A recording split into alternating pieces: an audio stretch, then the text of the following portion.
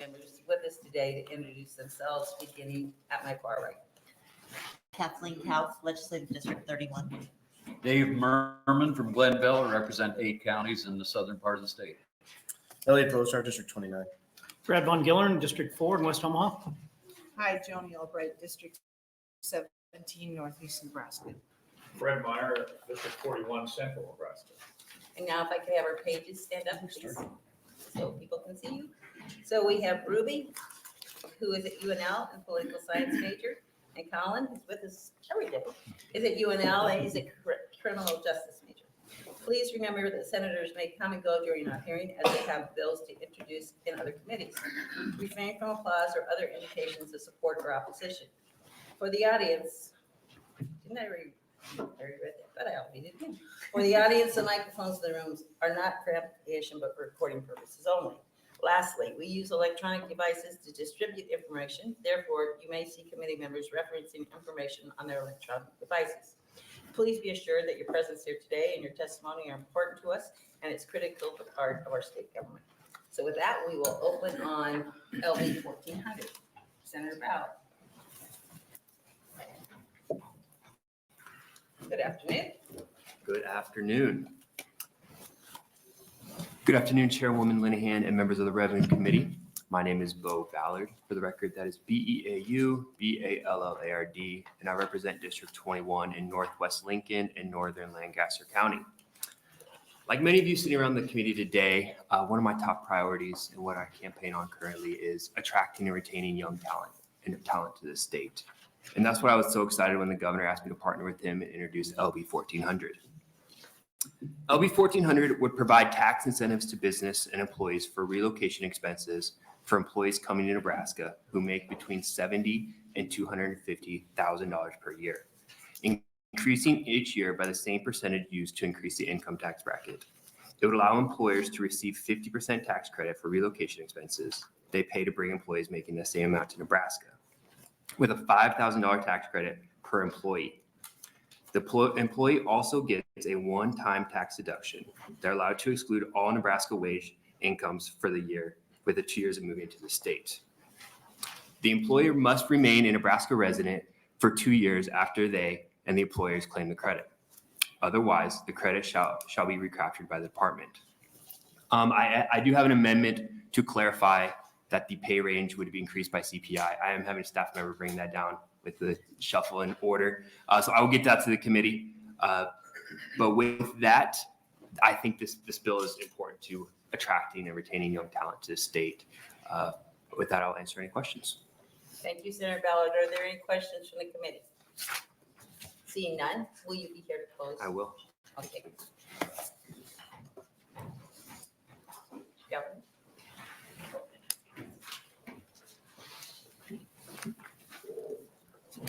Good afternoon. Thank you, Chairwoman Linehan and members of the Revenue Committee. It's a pleasure to return again today and testify on bills that are part of the larger tax package. My name is Jim Pillen, J-I-M, P as in Paul, I-L-L-E-N. It's been an extraordinary privilege to serve as the 41st Governor of Nebraska, and it will never get normal to say that.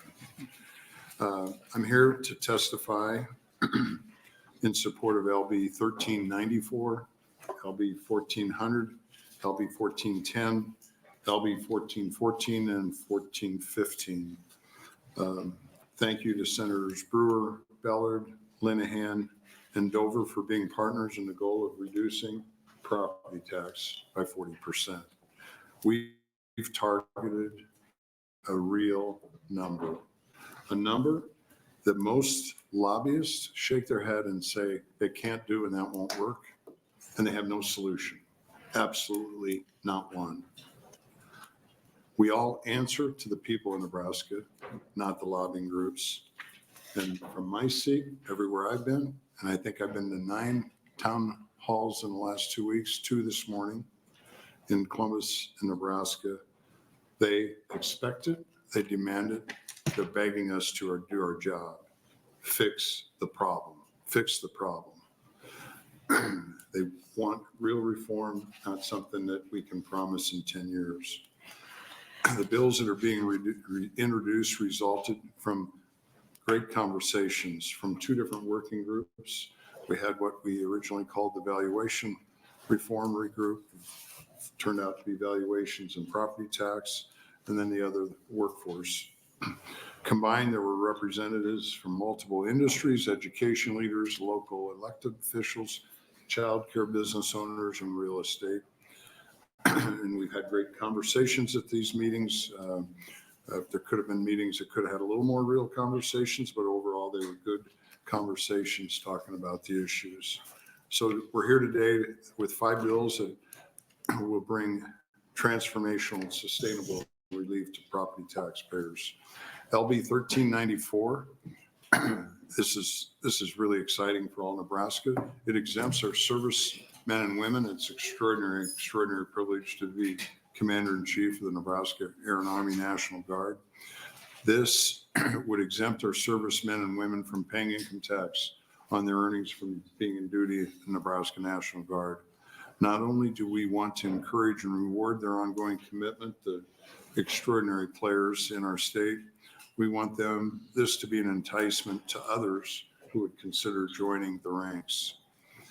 LB 1400 has 2 key components. First, it allows employers, so this is a really important for workforce, helping solve the workforce issue. It allows employers to receive a tax credit of up to 50% on relocation expenses paid to qualified job recruits. Secondly, these new employees who are moving to Nebraska would not pay income tax for 2 years.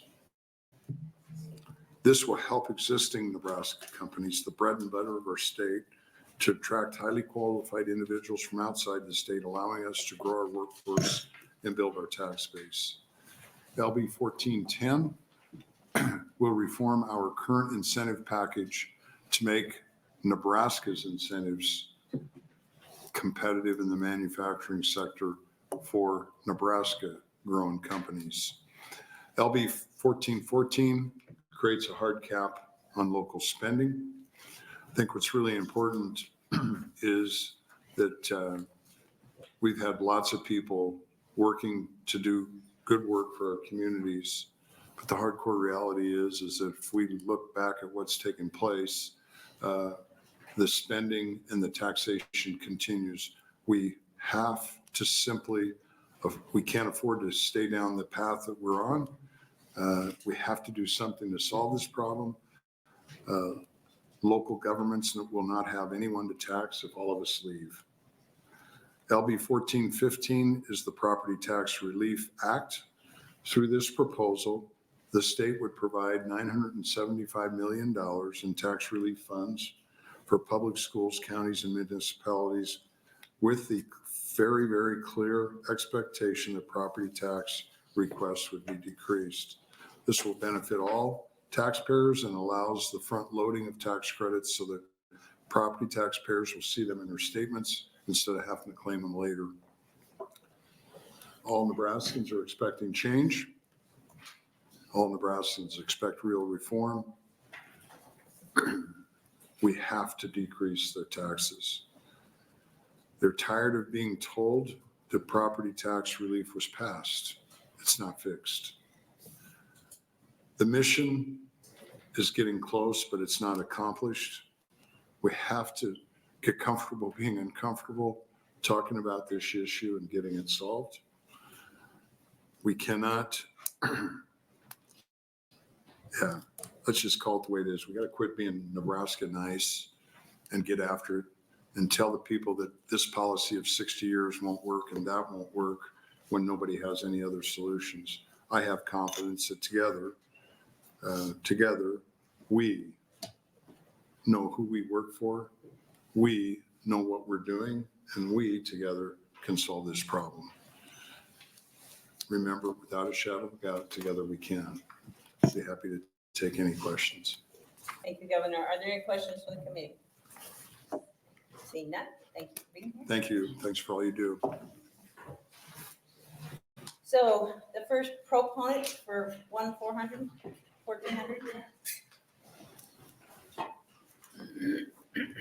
Yeah, if you're gonna be pro bono, guys, come up front. This saves a lot of time.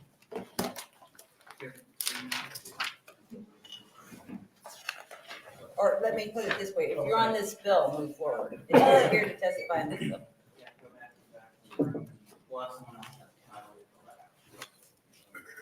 That's fine.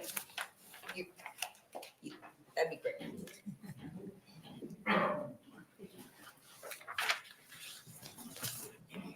Thank you. Good afternoon, Chairwoman Linehan and the members of the Revenue Committee. My name is Emily Olinger, EMILYOLINGER.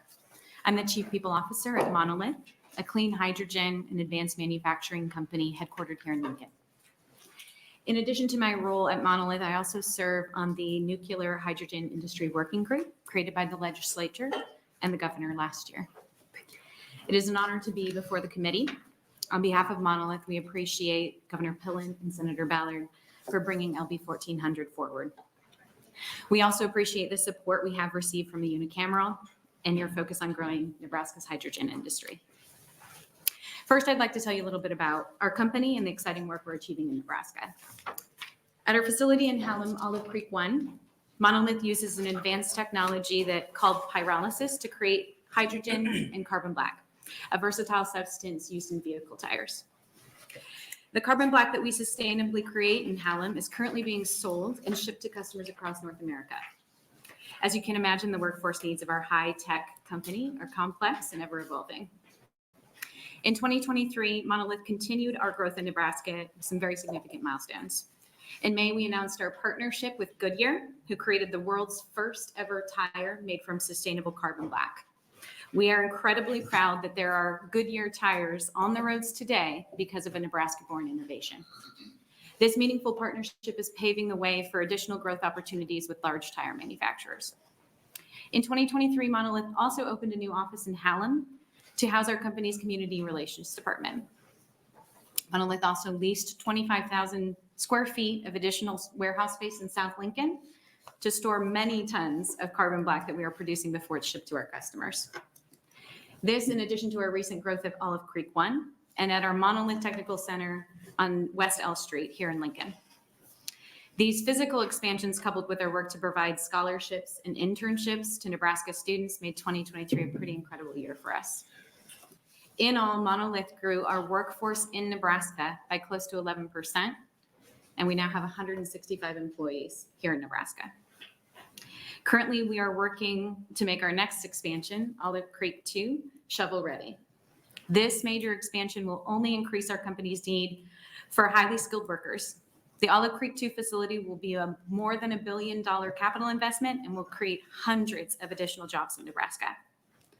Through every step of the way, the state of Nebraska has been an incredible partner for Monolith's growth. In all, Monolith has relocated 80 employees to this state since 2018, an investment of over $1.4 million. Many of these employees serving key leadership roles. You hit your red light. Thank you. Thank you for being here. Are there any questions from the committee? Seeing none, thank you very much Thank you. for being here.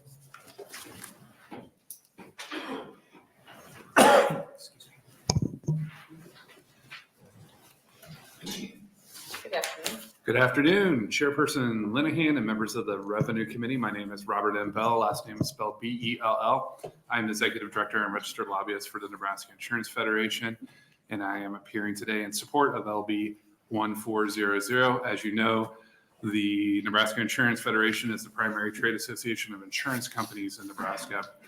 Recently, the Federation engaged the University of Nebraska-Lincoln Bureau of Business Research to conduct a study on the economic impact of the insurance industry as employers in Nebraska. While this report is still in draft form, it contains some interesting facts and findings that relate to workforce in LB 1400. First, a breakdown of the insurance workforce. The insurance industry is a high wage industry. The average wage for a Nebraska employee at an insurance company is just below $92,000. The industry employs more than 32,000 Nebraskans. Nebraska has a 66% higher or more jobs in the insurance industry than a state of Nebraska's population would be expected. This ranks second nationally. The second is that the industry is poised for more growth. The industry expects to add nearly 2,000 jobs this decade to Nebraska. And a slightly different metric is the annual job openings, which includes both job growth and filling positions due to retirement and turnover. This number is just over 1,000 annually. And the final finding I'll share with you is that the number one issue facing companies as they hire is finding quality employees. And I share this information with the committee to illustrate that the Nebraska insurance industry is constantly seeking new employees from colleges, universities, other businesses, and of course, other states. Most, if not all, insurance companies in Nebraska actively recruit new employees from other states and do so successfully for a number of reasons, including high wages, low cost of living, interesting work, if you're into insurance, great schools, and a superb quality of life. I can, but will not bore you with various examples from different companies due to time. And we know the Department of Insurance and the Department of Economic Development are actively seeking new companies. And to the agency's credit, one of these requirements is that they bring jobs to Nebraska. However, this bill does not apply to premium tax or retaliatory insurance tax, similar to many other credits. And one ask that we would have of the committee, insurance companies do not pay state income tax. Instead, they pay premium tax and retaliatory tax, that this be expanded so that we can use this tool. Thank you for the opportunity to testify. Thank you for being here. Are there any questions from the committee? Seeing none, thank you very much for being You're here. welcome.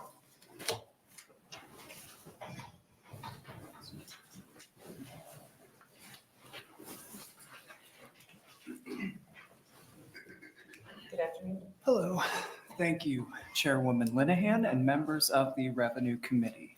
My name is Carter Teal, C-A-R-T-E-R-T-H-I-E-L-E.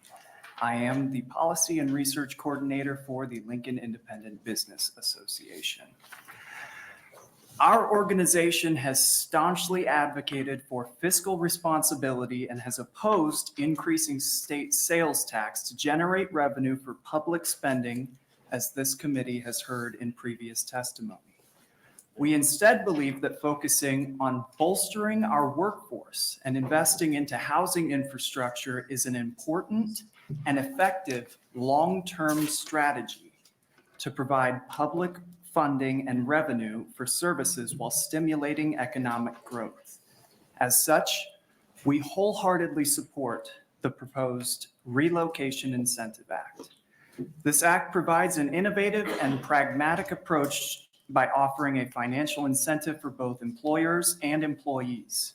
It'll help attract a robust workforce to Nebraska by providing, a refundable tax credit to employers who shoulder relocation expenses for qualifying employees. We are encouraging businesses to invest in attracting top talent to our state. In addition, the act allows qualifying employees to exclude their Nebraska-sourced wage income from their taxable income.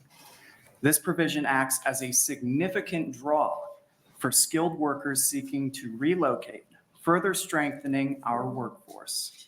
Now, these incentives come at a cost. However, by investing in our workforce and housing, we are laying the foundation for a thriving economy that will provide additional tax revenues through these new employees' contribution to sales and property taxes by residing in Nebraska. An invigorated workforce leads to increased consumer spending and a broader tax base, thus removing the need for increased sales taxes.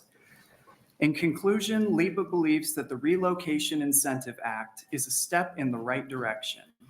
It's a strategic investment in Nebraska's future, one that prioritizes our workforce and ultimately promotes long-term economic sustainability. LIBA urges the committee to support this act and help pave the way for a more prosperous Nebraska. Thank you, and I would be happy to answer any questions. Thank you. Are there any questions from the committee? Seeing none, thank you. Thank you. Are there proponents?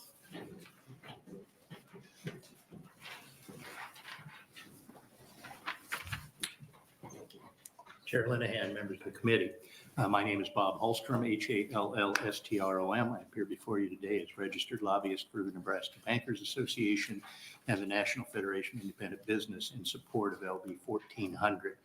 On any given day, you can probably find upwards of 800 job openings in the banking industry, and different economic development incentives provide different benefits to the state. We applaud Governor Pillen for identifying that the need to attract people is a major need in our state. So the fact that this provides incentives both with regard to relocating workers and providing them with an income tax benefit as well is a positive step. One thing similar to Mr. Bell that I would indicate to note that we are not self-serving in our initial support for the bill is we are doing so even though the banking industry is not included by including Chapter 773806, and we would certainly appreciate the committee considering an amendment to ensure that banks can take advantage of this credit as well. Be happy to address any questions. Thank you. Are there any questions from the committee? Seeing none, thank you very sir. much. Are there any other proponents?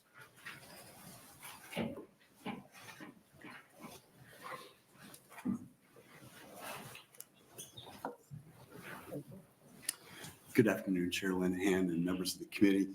My name is Jason Ball. For the record, that's JASON BALL. I'm the President and CEO of the Lincoln Chamber of Commerce. I'm here to offer testimony in support of LB 1400 on behalf of the Lincoln Chamber, the Nebraska Chamber of Commerce and Industry, the Omaha Chamber of Commerce, and the Nebraska Chamber Executives Association. I think we're all quite well aware workforce is the number one limitation on growing the economy the way that we want to in this state. So adding additional resources for businesses to encourage people to relocate into the state is just going to be essential. The State Chamber of Commerce has estimated that we have a need for 80,000 people to help fill open workforce positions in the state. And we know that while keeping Nebraska kids in the state is laudable and great, and we want to maximize what we're able to do with keeping our kids in the state, we are also going to need to import more people into the state. So this relocation assistance will be essential for helping businesses bring in the talent that they need. Thank you for your time and attention today. I would be happy to address any questions you might have. Thank you. Are there any questions from the committee? Seeing none, thank you very much. Thank you. Are there other proponents? Any other proponents? Are there any opponents? Is there anyone wanting to testify in the neutral position?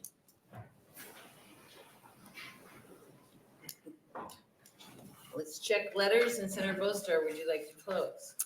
Senator Ballard. And on camera. Senator Ballard. This will not be the last mistake I make.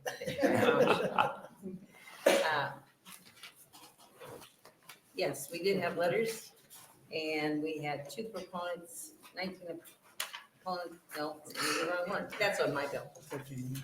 Yeah. 14.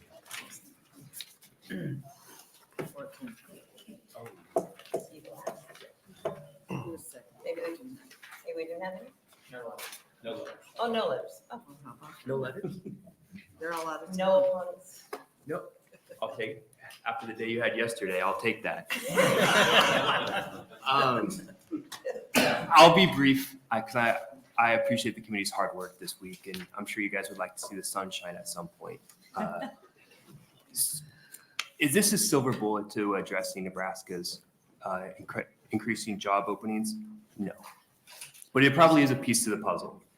I was most excited about this bill because it would not only help large businesses, like Mr. Bell said, in Monolith, but it helps small businesses too, that are in need of bringing new talent to the state. Salaries are always going to be king in attracting talent, but benefits are going to be a piece of that puzzle as well. So with that, I would be happy to answer any questions the committee might have. Thank you, Senator Ballard. Are there any questions from the committee? Senator Van Gillen. Thank you, Senator Linehan. Senator Ballard. Yes, sir. The two issues that were raised by the insurance industry and the banking industry, were you aware of that prior? Is there any plan to consider that? What are your thoughts going forward? Absolutely. Mr. Bell talked to me before. Mr. Alstrom talked to me as well. And I would consider that. Any way we can help get talent into the state. Thank you. Thank you. Thank you, Senator Von Gillern. Any other questions from the committee?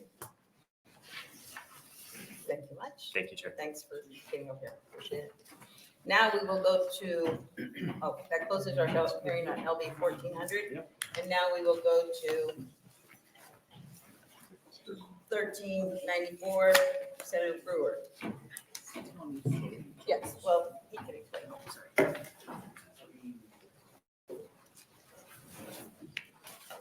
And the same, if you are here on this bill, if you could move pretty close to the front, that'd be helpful.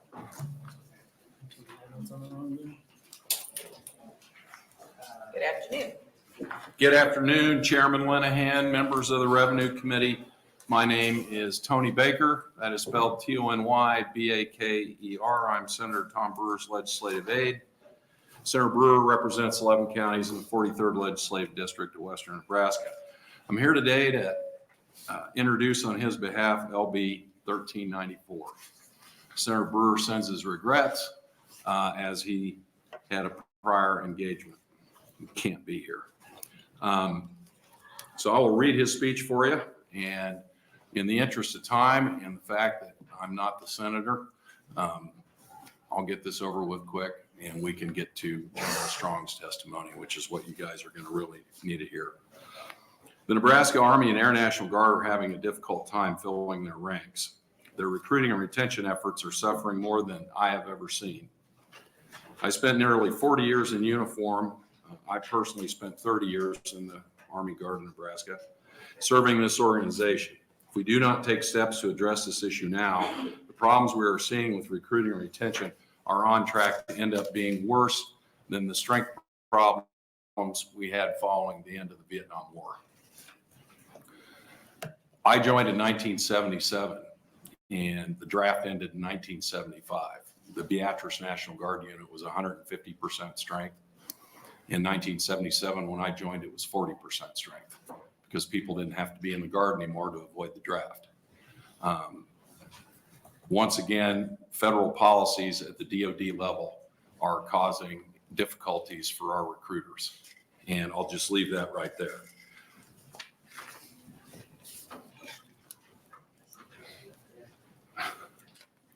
That being said, in my time in the legislature, I have learned that you never bring a bill to the Revenue Committee that hasn't first been trimmed down to the point where its impact on revenue is absolutely the minimum.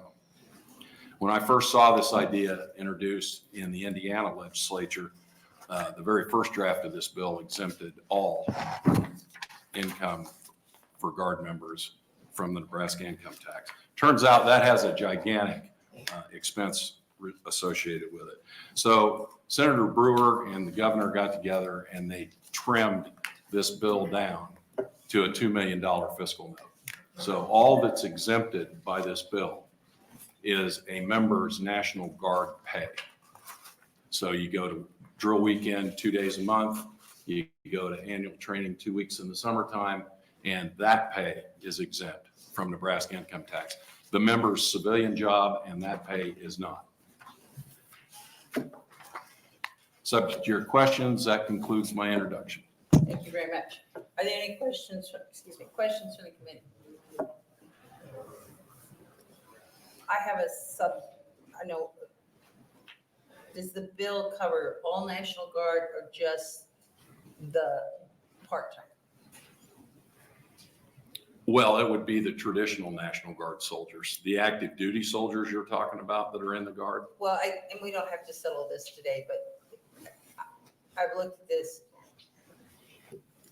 I think there's maybe some more kind of splitting of hair for the full-time, which is a full-time job, and the part-time, which are the weekend. Right. Right. We call those M-Day soldiers. That's the now they've probably got a new term. It's been a while since I've been in uniform. Okay. All right. I'm sorry. Any other questions? Thank you very much for being here.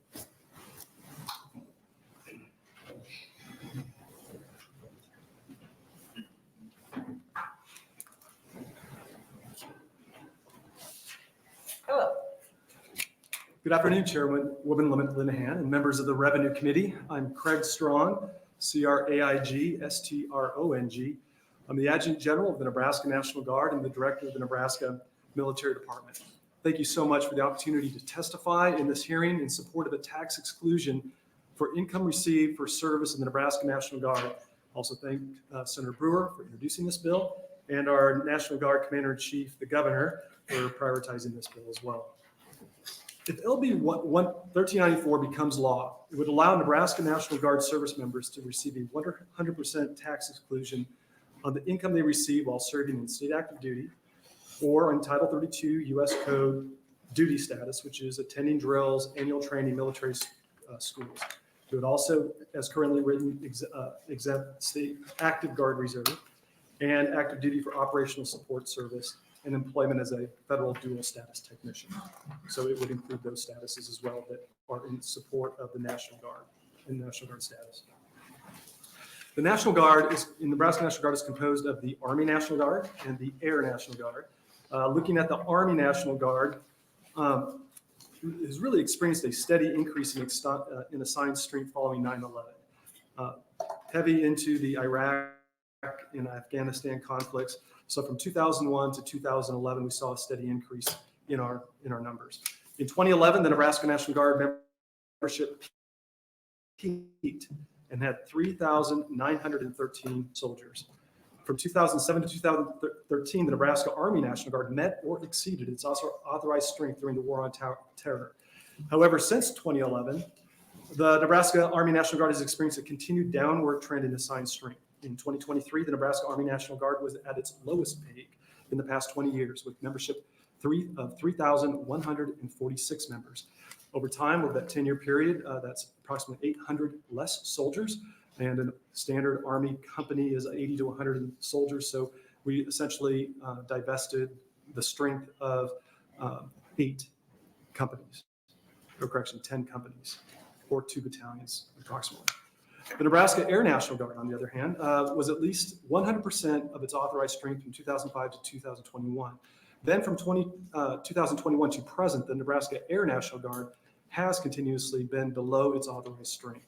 The Nebraska Air National Guard is currently at 96% of its authorized strength due to an increase in positions at the 170 Operations Group, which is located at Offutt Air Force Base, which is a good news story. They will fill those.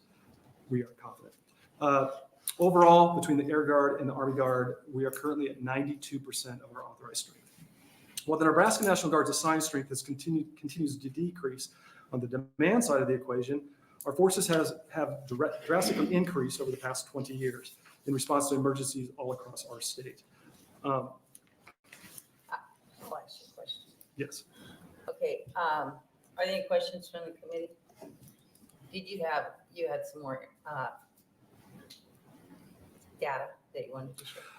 Just simply to refer to the demand side on the Guard, and probably goes without saying that our demand has increased over that period of time, both overseas, which is somewhat tapered off since the conclusion of the higher op-tempo periods. But our domestic response is still higher than historical averages with hurricanes, floods, civil unrest, election support, inauguration support, wildfires, so on that side of it. So simply put, our assigned strength is decreasing while the demands of the Nebraska National Guard are increasing. And we are in a competitive environment for talent, and those that are willing to serve as a citizen soldier and have a full-time job in general, and then also serve on a part-time basis with the Nebraska National Guard. So committee members, that concludes my testimony. I'd be glad to answer any questions you might have. Thank you very much, General. Are there questions from the committee?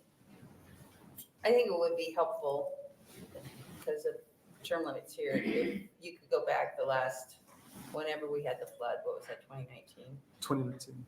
If you could go back and just show the committee and give us information on how many of the Guard was called up for the flood, for COVID. I know we're still not in Afghanistan, but we did have, and how much you're involved with Offutt and other missions you have, just so it gives us a more round view of what you all do. Yes, ma'am. I can have that prepared and submitted. Thank you. Are there any other questions from the committee? Seeing none, thank you very much. Thank you, ma'am.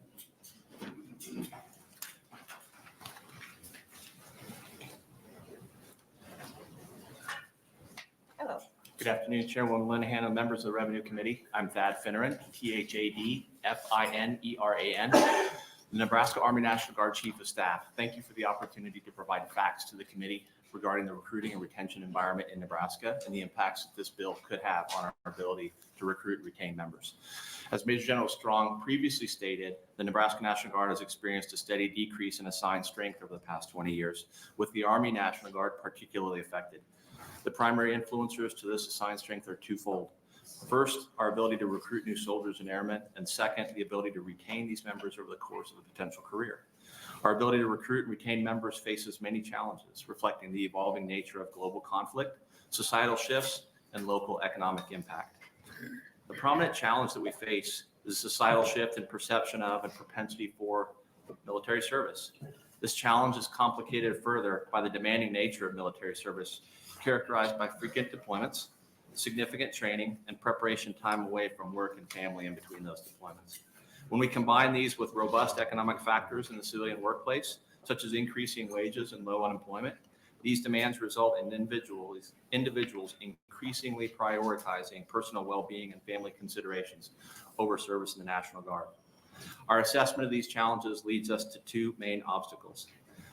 First is the decrease in number of service-age individuals with the qualifications and propensity to serve, while the second is the difficulty in effectively incentivizing military service enough to outweigh the competing demands that I discussed previously.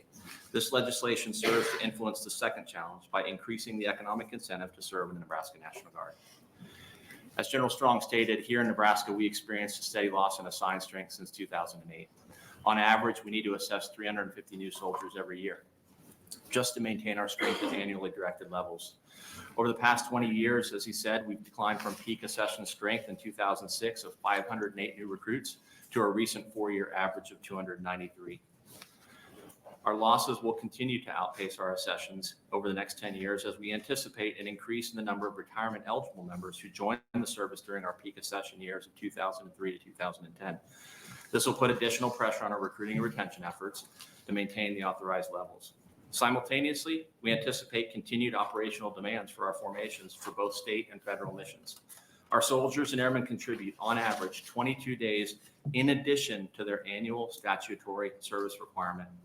As members consider the opportunity cost for their service in terms of time, benefits, and compensation, legislation which enhances the return on members' investments in service will help us retain talent in the Nebraska National Guard and enhance our ability to attract quality men and women to enter service to their communities, their state, and their country. Thank you for the opportunity to share this information with you today. I'm happy to answer any questions the committee may have. Thank you very much. Are there any questions? Seeing none, thank you for being Thank you, Chairman. Next proponent.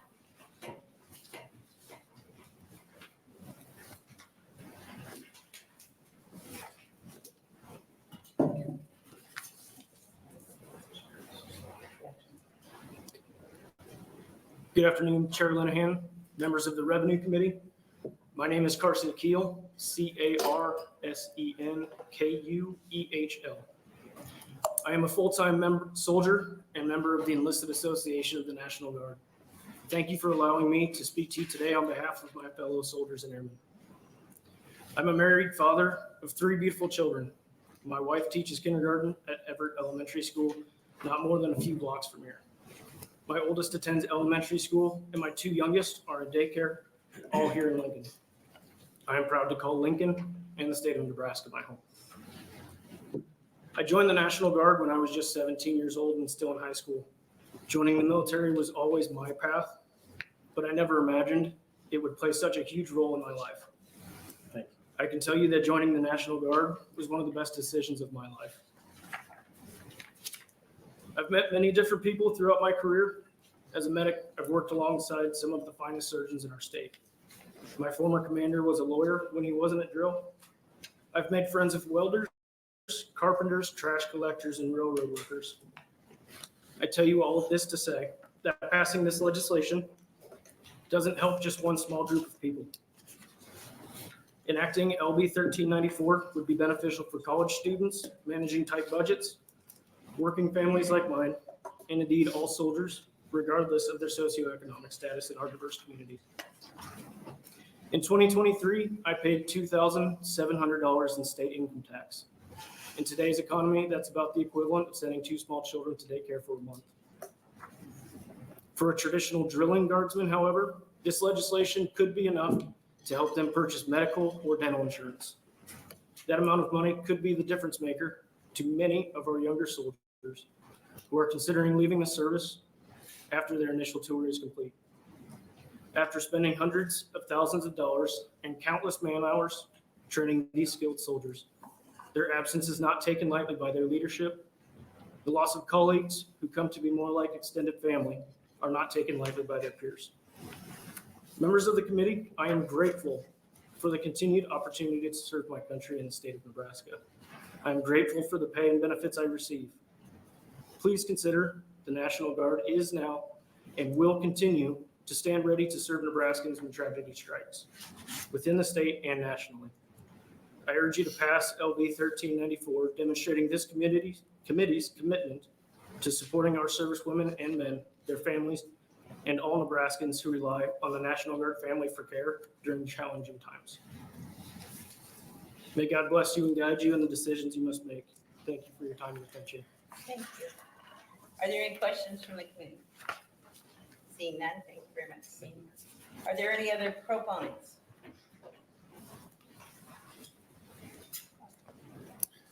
Good afternoon, Chair Linehan, members of the committee. My name is Ryan McIntosh, MCINTOSH, and I appear before you today on behalf of the National Guard Association of Nebraska, which includes current commissioned officers and warrant officers in the Nebraska Army and Air National Guard.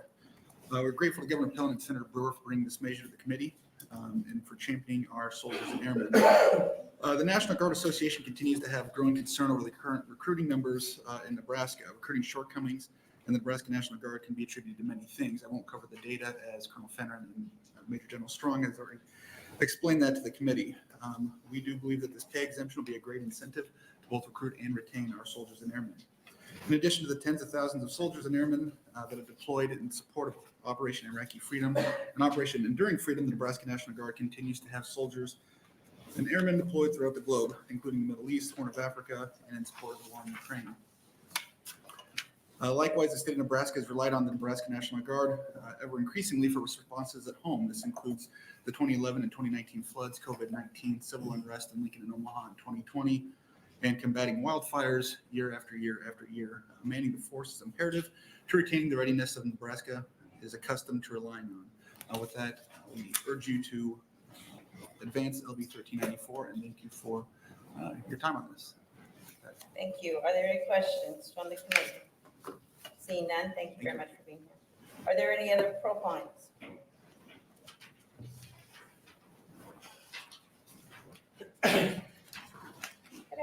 Good afternoon, Chairwoman Linehan, members of the committee. My name is Jennifer Krieger, JENNIFER CREAGER, Senior Vice President of Public Policy at the Greater Omaha Chamber. I'm here today in support of LB 1394 on behalf of the Omaha Chamber and the Lincoln Chamber of Commerce. We thank Governor Pillen and Senator Brewer for bringing this to the committee. Our support for this proposal is twofold. It goes to factors previously outlined: fairness to those who serve all of us, not just in the regular training and duties, but especially when they are called to respond to local and national and international duty. This also goes to recruitment. A call to duty is disruptive to those who serve as well as to their families. Taxing them for undertaking these responsibilities seems punitive. In addition, it's been the long-term policy of the Greater Omaha Chamber and the Lincoln Chamber of Commerce to support policies aimed at making Nebraska the most military-friendly state in the nation. Adoption of LB 1394 would go a long way to achieving that. Thank you for your time and consideration. I'm open to any questions that you have. Thank you. Are there any questions from the committee? Seeing none, thank you very much. Are there any other proponents? Are there any opponents?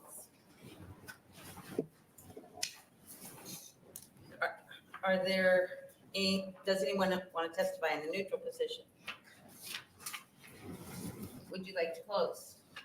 Tony, want to close? Waiving closing. We have 6 proponents, 1 opponent, and 1 neutral. With that, we'll close the hearing on 1394. And then, where's my books? So that happens when you look behind. I walked over here with that.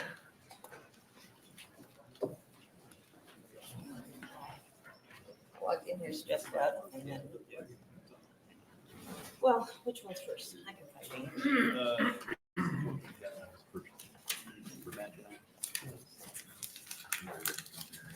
Don't we go get it?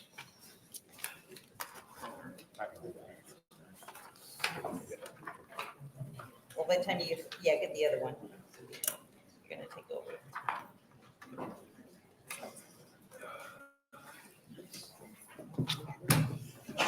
Which one, unit 14? I don't know which is that. Tell me which one you're looking for. 1410.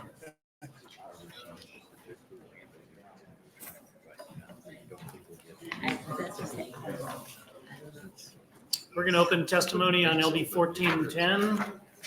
If you could clear the room or quiet the room, please. Thank you, Ryan. Welcome, Senator Linehan.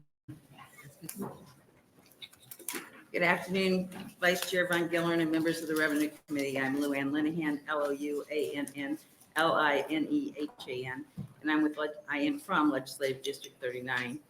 I'm here today to introduce LB 1410 on behalf of the governor.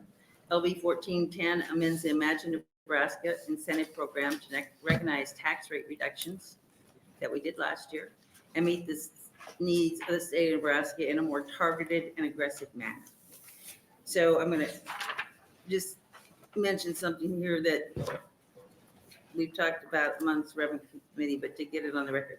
Much of what we did last year and what we're trying to do this year follows the ideas and suggestions that were laid out in Blueprint, which included lowering our overall tax rate on income taxes and expanding our sales tax base.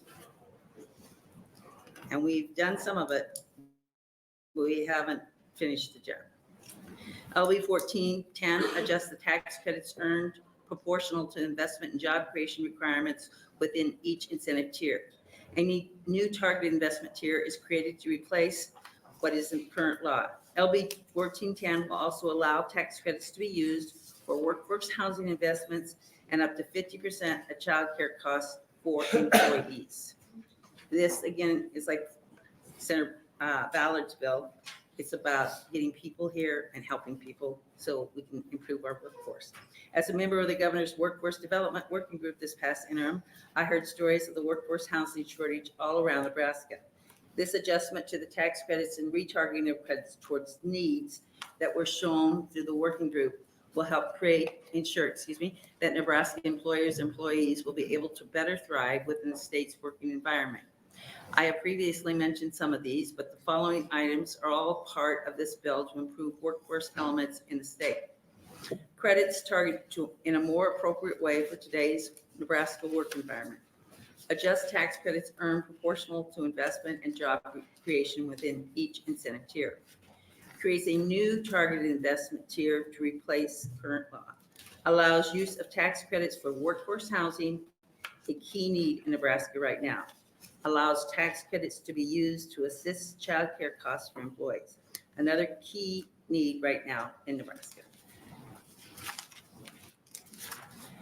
And the adjustments of credits in other tiers will allow for those credits to now be used in the new tier. Thank you for consideration. I appreciate your support of LB 1410.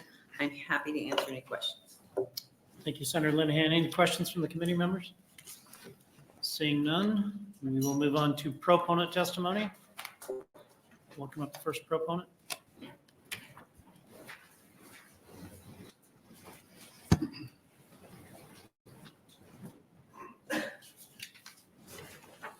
Good afternoon, Vice Chair Von Gillern and members of the Revenue Committee. For the record, my name is Dave Dearmont. That's D-E-A-R-M-O-N-T. Dave's the first name. I'm the Research Director and Chief Economist at the Nebraska Department of Economic Development. I want to thank you for the opportunity to testify in support of LB 1014 to enhance the ImagiNE Nebraska program and make it more people-focused. ImagiNE was passed, the ImagiNE Act was passed in 2020, and it's more people and workforce oriented than its predecessors, LB 775, LB 312. But there were still some shortcomings in it, and this bill goes to some extent to alleviate those. It expands the use of child care credit. Currently, you could use a child care credit, but only at the qualified location, and that doesn't work very well for most businesses. So this would the bill would allow a employer to pay up to 50% of the of an employee's child care credit and use their child care costs and use tax credits for that. It also allows the tax credits earned to be used for investment in workforce housing. Workforce housing is defined as the same way as the Rural Workforce Housing Act. This bill, bill also adds a new productivity level, calling it for manufacturers only. So it allows for a $50 million increase, $50 million investment, and it would allow employers, if they're paying 100% of the statewide average, to earn credits, even if they have a slight without a employment increase or even with a small employment decrease. I'd just like to say that this bill fits a lot more with the economic development realities that we're seeing, what businesses are looking for, what they need, along the lines of investment in housing, investment in workforce. And I'd like to thank the committee for their work to strengthen Nebraska's business incentive programs, and I appreciate your consideration of these changes. I would welcome any questions from the committee. Thank you. Any questions from the committee members? Seeing none, thank you, Mr. Dermott. Welcome up the next proponent.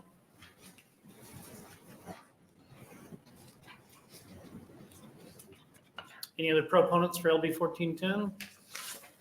Seeing none, we'll welcome up any opponent testimony.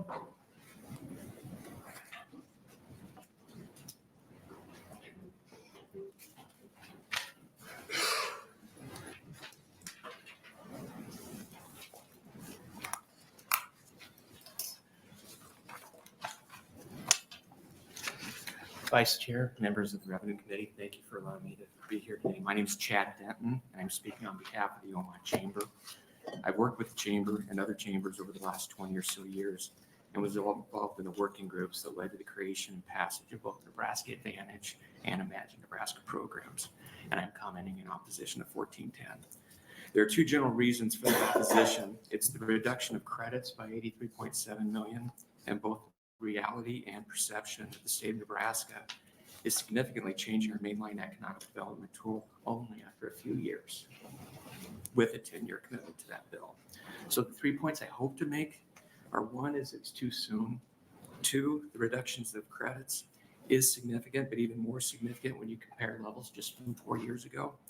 And finally, other parts of the bill are well-intentioned, but will these actions lead to desired outcomes? The first point is I do believe it's too soon to make significant changes to ImagiNE.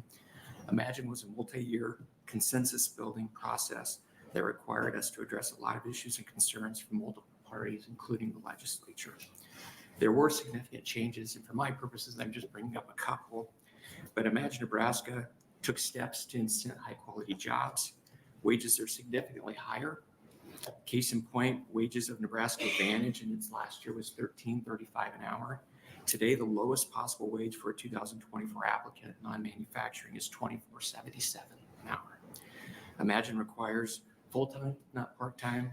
Employees must be offered health insurance, receive sufficient benefit plans. There's transparency and accountability in the program. There's now a program cap. Generally speaking, lower credits earned by company and attainment thresholds are higher for at least 3 tiers than they were under the prior program. The second point is LB 410 is reducing credits in every tier category.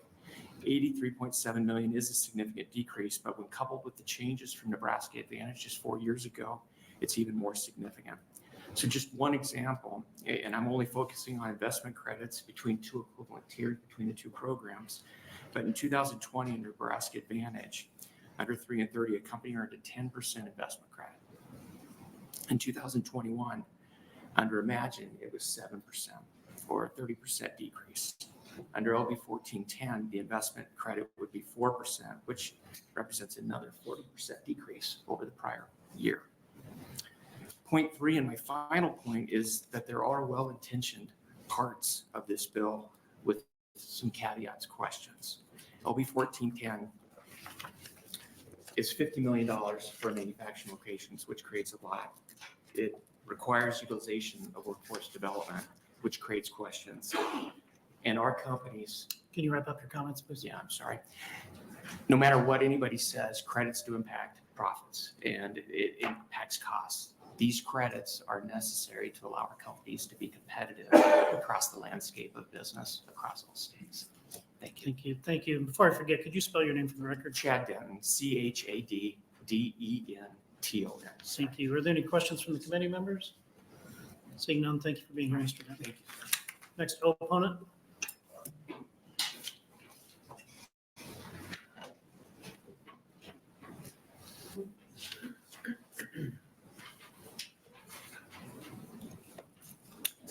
Good afternoon, and thank you, Vice Chairman, for the opportunity to be here today to speak on behalf of the Omaha Chamber and the Nebraska State Chamber. My name is Nick Niemann, N-I-C-K, Niemann, N-I-E-M-A-N-N.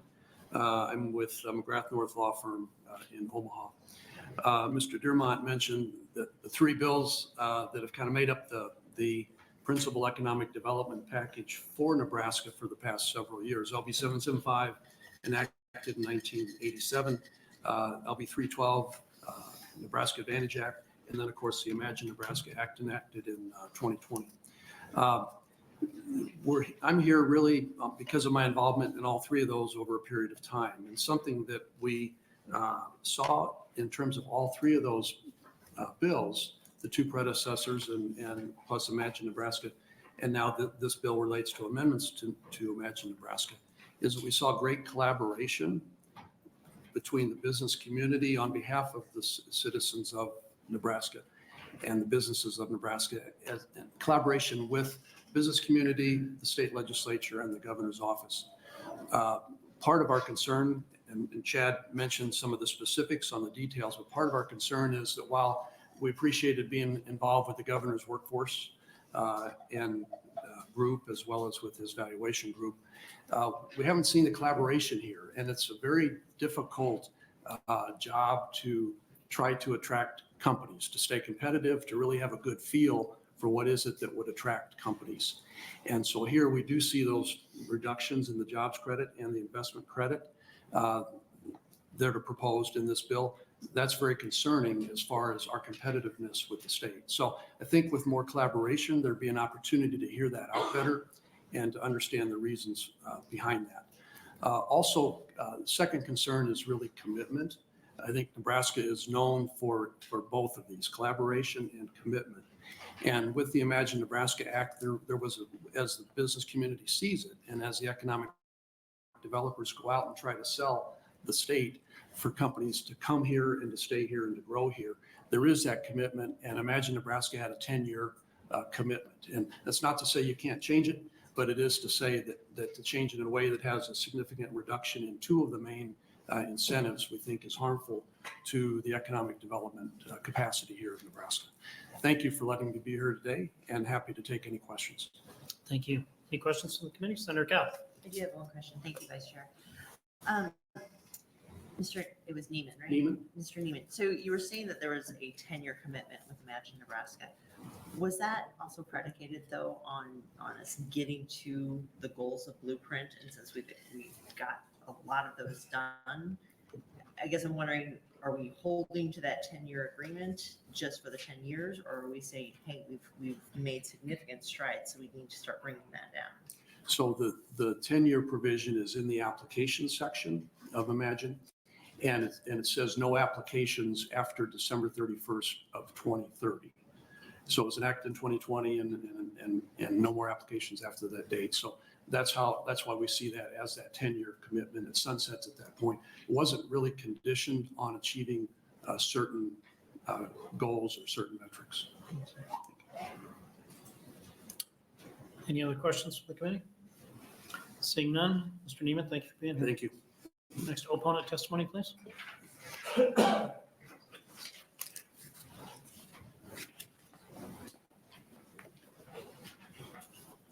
Thank you, Mr. Vice Chair, members of the committee. I appreciate the opportunity to speak with you again today. My name is Jason Ball. That's Jasonball. I'm the President and CEO of the Lincoln Chamber of Commerce. And I appear today to appear in opposition as drafted to LB 1410. And if I could just contextualize this with a little bit of my background. I'm a Sydney native. I grew up as a Sydney kid in the shadow of Cabela's, and I know what economic development means to small communities. Since then, I've gone to become a certified economic developer. I have practiced economic development in 4 states. I've been to the rural community twice. I've been to the suburban community once, and I've been to the larger city twice. I've worked on projects that are as small as 1-person operations all the way up to phase 1 multi-billion-dollar investments planned over a period of 10 years in Texas. I've negotiated incentives, and I have visited headquarters and spoken with companies that are evaluating the choices they have in multiple states. And because of that background, I'm asking the committee to exercise just some caution in considering the changes that are being made to ImagiNE Nebraska. As other folks have commented, ImagiNE Nebraska is still new. It seems to me at least premature to be considering making the kind of changes that would potentially impact our competitiveness. Regarding the tax credits specifically, I want to encourage the committee to please consider that just because we have passed historic and necessary and impactful income tax cuts in previous legislative sessions, which we supported enthusiastically, by the way, somehow that might mean that we don't need to pursue incentives to remain competitive as a state. Respectfully, I would submit, in my experience, that's just not how it works in economic development. If I can give one brief example, one of the projects that I worked during my time in Texas, a state with a 0% income tax was going to make $1 billion phase 1 investment in our community. It was very clear and upfront. They wanted to locate in our community. It had to do with their logistics network, that Texas just served their needs better.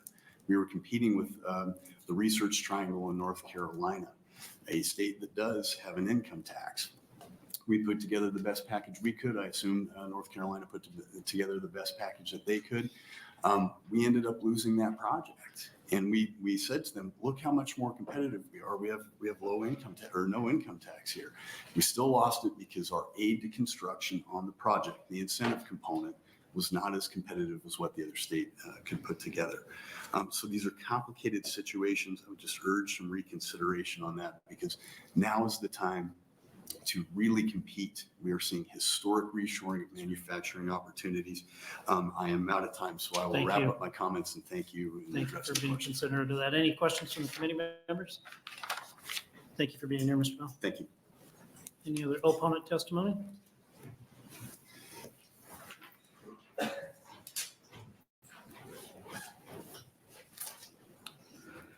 Good afternoon, Vice Chairman Von Gillerin and members of the Revenue Committee. My name is Heath Mello. It's Heathmello, and I have the honor to serve as the President and CEO of the Greater Omaha Chamber of Commerce.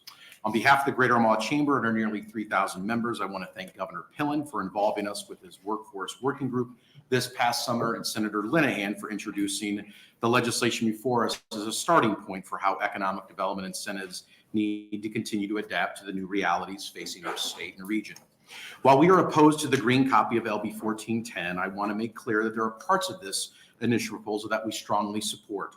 We strongly support the intent to expand allowable uses of credits for childcare and housing purposes. However, we would like LB 1410 amended to not exclude Douglas, Lancaster, and Sarpy counties from being able to use credits for housing. The Greater Omaha Chamber is also supportive of the new concepts in this bill that create incentives for manufacturers to modernize their operations. We know when industries have workforce shortages, technological modernizations to how a manufacturer operates are often necessary to maintain profitable production levels. Perhaps the main concern about LB 1410 from an economic development organization like the Greater Omaha Chamber is that we perceive that these changes would weaken Nebraska's competitive position in global economic development. Frequently, there is a lot of attention placed on recruiting new to market companies, and that comprises a significant amount of time of our organization's staff time. However, our concerns do not impact just business attraction efforts. The proposed changes in LB 1410 would also have a significant impact to our existing Nebraska companies who are considering growth opportunities. It is vital that we are able to capture those growth opportunities both in Omaha and across Nebraska and not cede them to Dallas, Denver, or Nashville. Based on our day-to-day economic development work, other metros and states are recruiting our medium and large companies to either move out of the greater Omaha area or to expand their operations in their states. We also know that other locations are offering incentive packages for them to make the jump from our state. Economic development is a hyper-competitive field where regions and states are consistently reinventing themselves to win the key growth opportunities that drive high-wage primary jobs. While we find that many of the changes in LB 1410 to be helpful in that pursuit, we also feel we need to lean into being more competitive by not reducing the effectiveness of the existing ImagiNE Nebraska program. The Greater Omaha Chamber commits to working collaboratively with Governor Pillen, Senator Linehan, and this committee on LB 1410 to move us towards a supportive position. Thank you again for your time, and I'd be happy to answer any questions you may have. Thank you. Any questions from the committee members? I have one or a couple possibly. Can you add some context to, I believe your comment was that this could have a negative impact to existing Nebraska companies. Can you explain how that could be? You heard a couple prior testifiers, Mr. Neiman and Mr. Denton, explain a little bit with the changes in LB 1410 that reduce the credits available under LB 1410 that we feel to some extent that limits the opportunities for local companies to want to grow. If you currently were to apply today for ImagiNE Nebraska, you would be at a certain level that LB 1410 would reduce you down to if this was to become law. So we feel to some extent we share a viewpoint wanting to help Nebraska companies grow and expand. We feel that reducing the amount of credits or incentives we would be offering them to grow in Nebraska feels a little counterintuitive to the concept of wanting to help them in comparison to the view that we're only out trying to attract new to market companies. Okay, thank you. And then you're the first, I believe, unless I missed it, you're the first mention that Douglas, Lancaster, and Sarpy counties are excluded. I imagine as the head of the Omaha Chamber that you feel it's important. An important exclusion. Well, it's a great comment on that. That's a great point, Senator Von Giller. And I think that, as I said, there are clearly some really great aspects in this bill that we support. We just find it to be unfair that a company that was to get an ImagiNE Nebraska tax credit in Washington County, which is an area we represent for economic development purposes, could use the credits for housing purposes. But if they were in rural Douglas County or they were in Sarpy County or Lancaster County, they couldn't use those credits. So we just want to make sure if we're going to be able to use credits for housing purposes, it shouldn't matter where that housing is at the end of the day. That should be based upon the company choosing to use those credits at the end of the day for the purposes that would best benefit their effort, their project, and their workforce. Any other questions from the committee members? Seeing none, thank you for being here, Mr. Miller. Next, opponent testimony.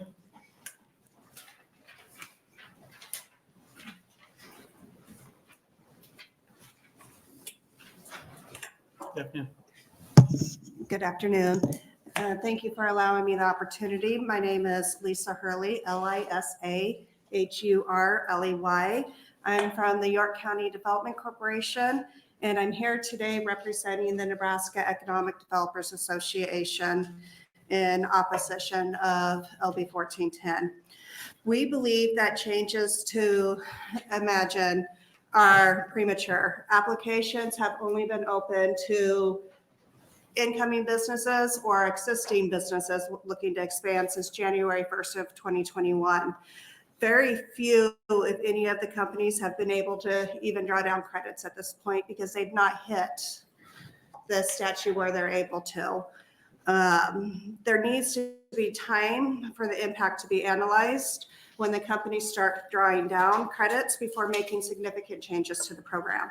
One of the reasons ImagiNE was enacted was to address a bait and switch reputation that Nebraska Advantage had developed nationwide. We risk repeating the national reputation damage by making significant changes before the program is fully ramped up. And this is a change that has already been noticed by site selectors, because I spoke to one this morning that called me on a project, and it puts us at an extreme disadvantage. Nebraska risks lowering its competitive postures with these changes. The credit percentages are already significantly cut down from Nebraska Advantage, which is still being drawn down. It includes significantly higher wage thresholds to qualify for the program, as well as additional regulatory requirements that make it more company for our companies to qualify.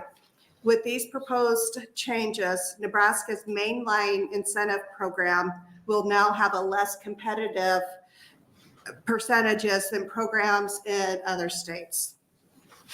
NEDA has been a long-time advocate for additional resources to address the workforce shortages across Nebraska.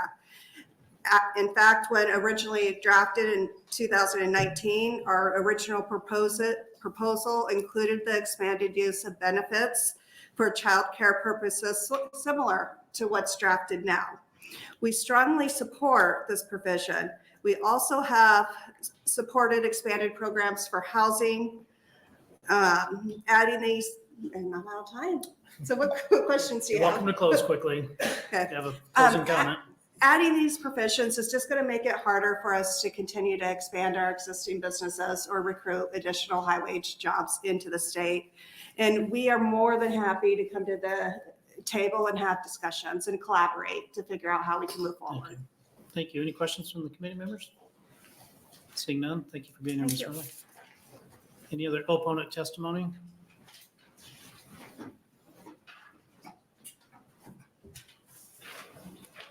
How many others are planning on testifying? Okay, thank you.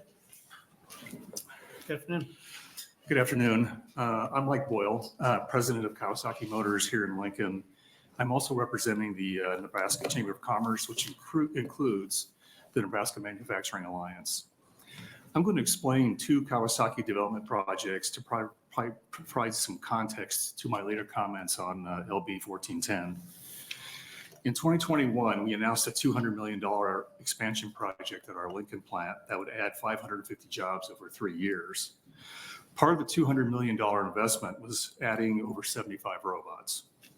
These robots reduced the need for us to hire over 200 more people. Without the robots, we'd have to hire almost 800 people. In the current workforce environment, hiring 550 was going to be really difficult. Hiring 800 would have been too much risk for our project. And without the automation, we wouldn't have expanded in Lincoln. The next project involved our plant in Maryville, Missouri. We needed to add 450 people to increase production at that plant. The local workforce population couldn't support the growth, so we had to look for other locations. In this case, automation was not viable due to high cost and long lead times to automate the processes in our Maryville plant. We conducted a survey of 47 locations in 4 states before settling on a new plant in central Missouri.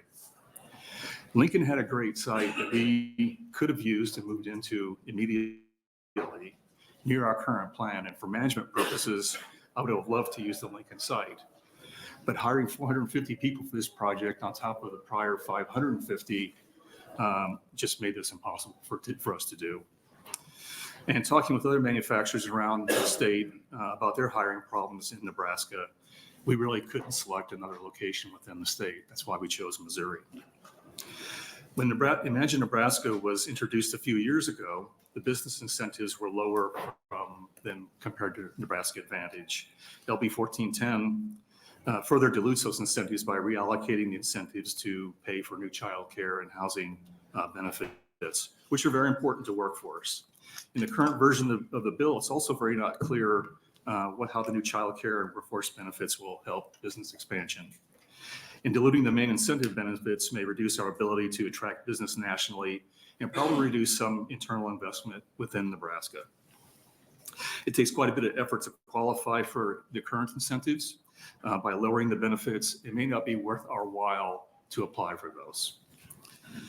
Nebraska manufacturing agrees that automating is a key component for combating the workforce shortage. The majority of Nebraska manufacturers are small to medium sized. They struggle to justify the expense of new automation projects, particularly their first automation project. Automation projects require additional technicians, programmers, engineers, and maintenance staff. For us, Can I it's get you to relatively... wrap up your comments, please, in consideration of time. Okay. So one of the main qualifications for incentive benefits is to add workforce. And the workforce is very difficult to achieve. So by automating, because of the workforce shortages in the state, we lower our chances to qualify for the incentive program. So all we're saying is that we appreciate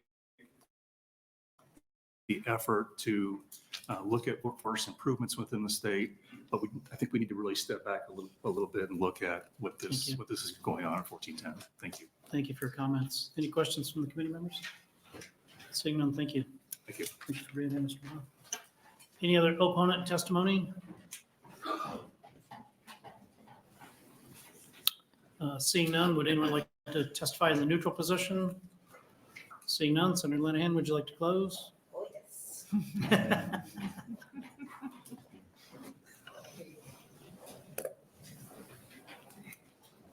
I just asked to see a copy of the governor's opening statements, and I could see by glancing at it what he said from the heart. It's not in the written statement. It was probably his staff trying to protect him. But my staff's not here to protect me, so I can't believe this. We have had a conversation for years about cutting the top rate so we wouldn't have to depend on a big incentive package. That has been the conversation since 1989. Last year, after we got done here and we got the tax rate, it's not there yet, but going to 399, I got calls from people I've known for a long time who said, I've been told for 30 years that could never happen. Never happen. One of the reasons it's not happened before last year is because if you're a big company or you're very wealthy, you can access these programs. You have the accountants, which you know from yesterday, they don't pay sales tax on, and the lawyers that you don't pay sales tax on, so they can get you through all the loops for these programs. But not the little guy in the corner store who's trying to grow a company. He doesn't have a lawyer or an accountant to help him figure out how to use these programs. And I think what irritates me the most is we're not collaborative. The governor had 2 working groups since August. Senator Ron Gillern was on one, Senator Albright was on one, Senator Bostar was on one, Senator Cox. Both groups were, well, the working group was like, I don't know, huge. We had to meet at the university to have a big enough room. And I don't know, what were there, 30 or 40 people on the evaluation group? So they've had since August to come up with an idea of how to solve these problems. Nobody's brought an idea forward. And every idea we discussed yesterday was not. The only thing they're agreeing here in this week is when we're doing another tax deal, when we're giving back money. That's all people have come in to support. No way to pay for it. And here we've heard, I don't know, the chamber every time they talks about 80,000 open jobs that we can't fill. But yet we should keep incentivizing more jobs and not incentivize people. Let's go to the child tax credit thing that I didn't hear near enough rah-rah from. You're a young couple, you both work, you might even be professionals. You could be making $150,000 a year. Sounds really good. Got 2 kids and you're paying $24,000 a year in childcare that's not deductible, not so good. So here's an opportunity to help them. I didn't hear near enough talk about how that would be helpful.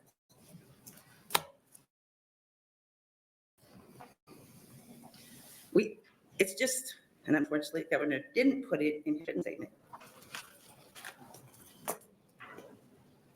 We represent the people that aren't in this room. That's who we represent. And I agree 100% with the governor. That's who we need to be thinking about. Thank you. Any questions from the committee members? Seeing none? Oh, is there a question? Seeing none? Thank you, Senator Linehan. We'll close our hearing on LB 1410.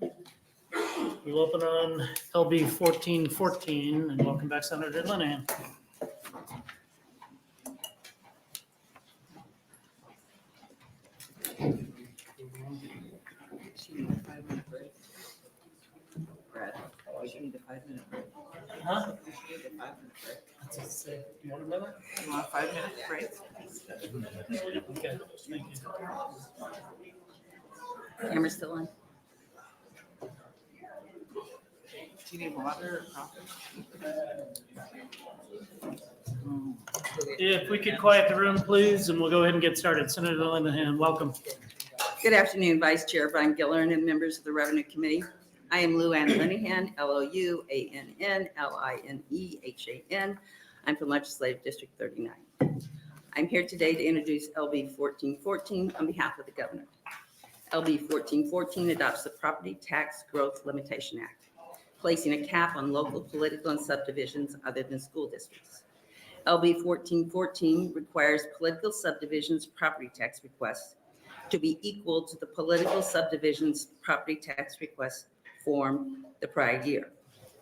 Certain factors within the act are excluded from this cap. Any amount approved by the voters and any amount needed to pay the principal and interest are two, as is the real growth defined under the act. Political subdivisions have an option of carrying forward year over year up to 5% of the unused budget authority that they chose not to use to increase property tax requests. To recap, the following items highlight the benefits of what this act does. Caps local subdivision growth other than school districts to 0 year over year, with exceptions as voter approved amounts, principal and interest payments, and real growth in real property year over year. Political subdivisions can bank up to 5% of unused budget authority for use in future years. As a member of the Governor's Valuation Reform Working Group this past interim, I heard stories of the issues taxpayers are facing with property taxes all around Nebraska. This necessary capping of local levying authority helps to ensure that growth is done in a reasonable and responsible manner to help taxpayers across the state feel and see real property tax relief in the immediate future. So one of the problems, we've had this, but I don't think we can say it enough times. The last 6 years, we have done $1 billion with a B dollar of tax relief. The property taxes have gone up 1.3 billion. So we have to do something on the spending side, and we can't, and the state has done a pretty good job on the spending side. We need to find some partners, and we need to encourage those partners. So with that, I would appreciate your support for LB 1414. Thank you, Senator Linehan. Any questions from the committee? Seeing none, we will welcome the first proponent testimony.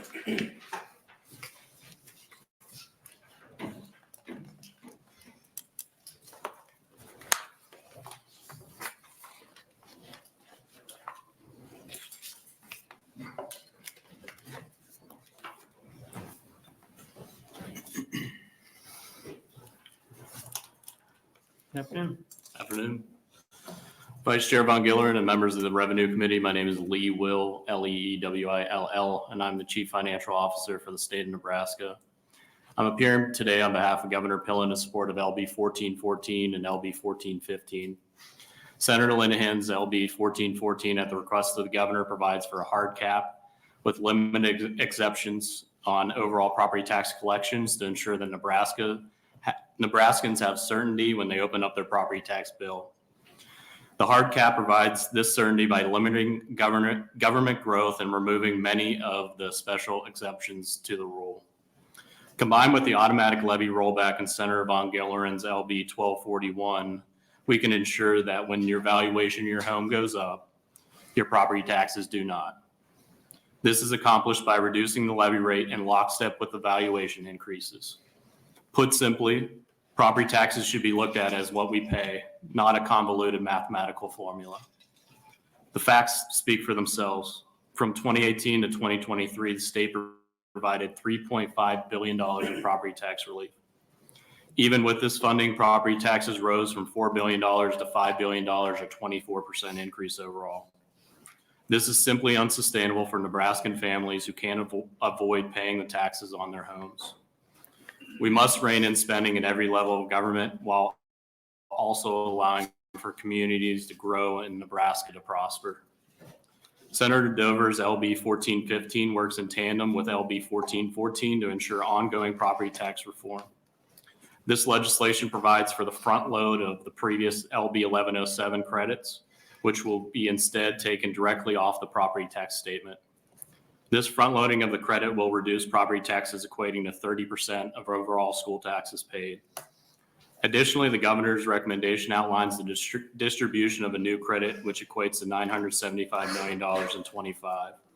This credit is intended to grow by $25 million per year to provide direct and enduring relief to the property tax problem.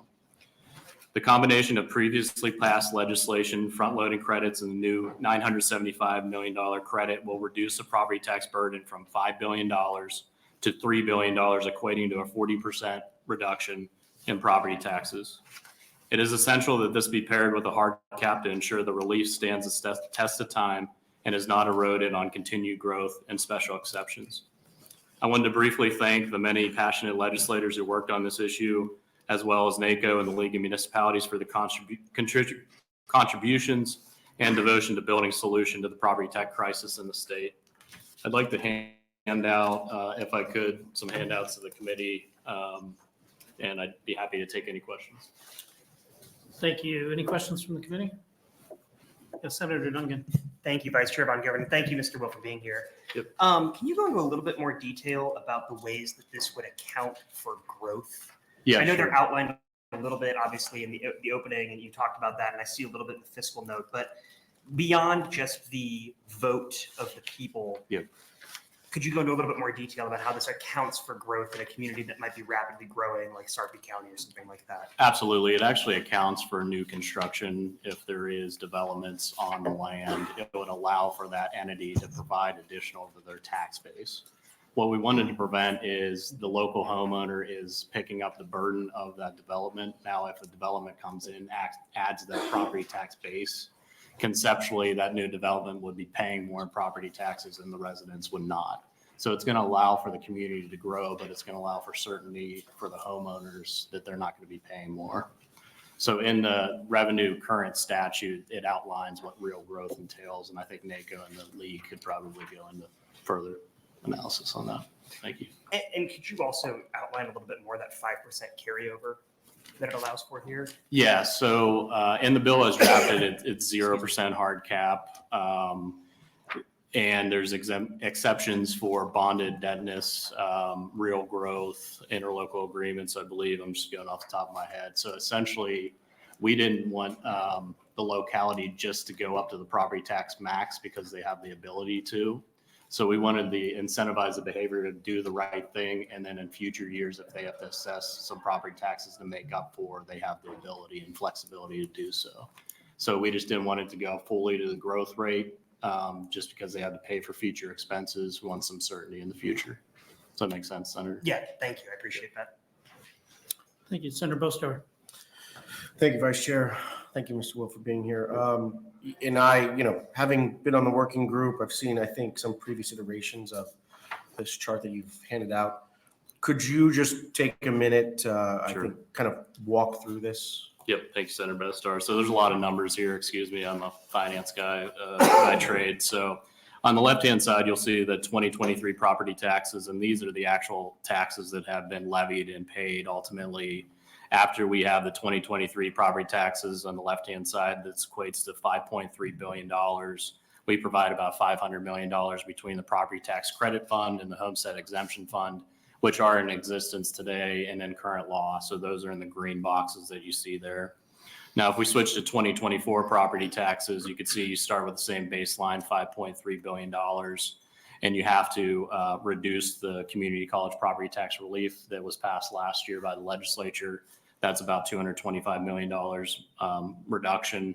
I have factored in 3% just to account for the growth and other exceptions, just so you could, it's 0% plus, just so we get an indication of there could be some potential growth rates there.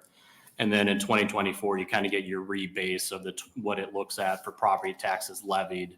And then we carried forward after that the existing programs, which you see in green there, property tax credit, homestead exemption. And then we start getting to the new credits. So the 30% school tax is front loaded, which is $749 million. You see on your sheet in the yellow, that is taking the 1107 incentive credits that were done on the individual income side and put it on the front property tax side. And then the new credit, which will be generated through sales tax exemptions, looking at the sales tax rate and other things you guys had in front of the committee yesterday to get to 40% reduction. So if you can look on the left-hand side, in the green, it's $4.8 billion, which is the adjusted taxes paid by Nebraskan residents and business owners. And then we get down to $2.9 billion, which is a 40% reduction in property taxes. Now, I also model 2025 and 2026 because what we've seen is a blip. We've seen property taxes stave off growth, but we actually haven't seen them reduced. So we're going to reduce property taxes 40%. And then these models, we can ensure that property taxes are going up on a basis overall of 2%.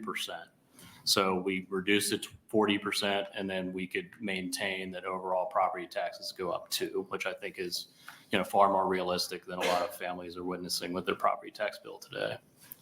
So that's a lot of information there, and I'd be willing to take additional questions or take questions offline as well. Thank you. Yep. Other questions from the committee? Seeing none, thank you, Mr. Will. Next proponent.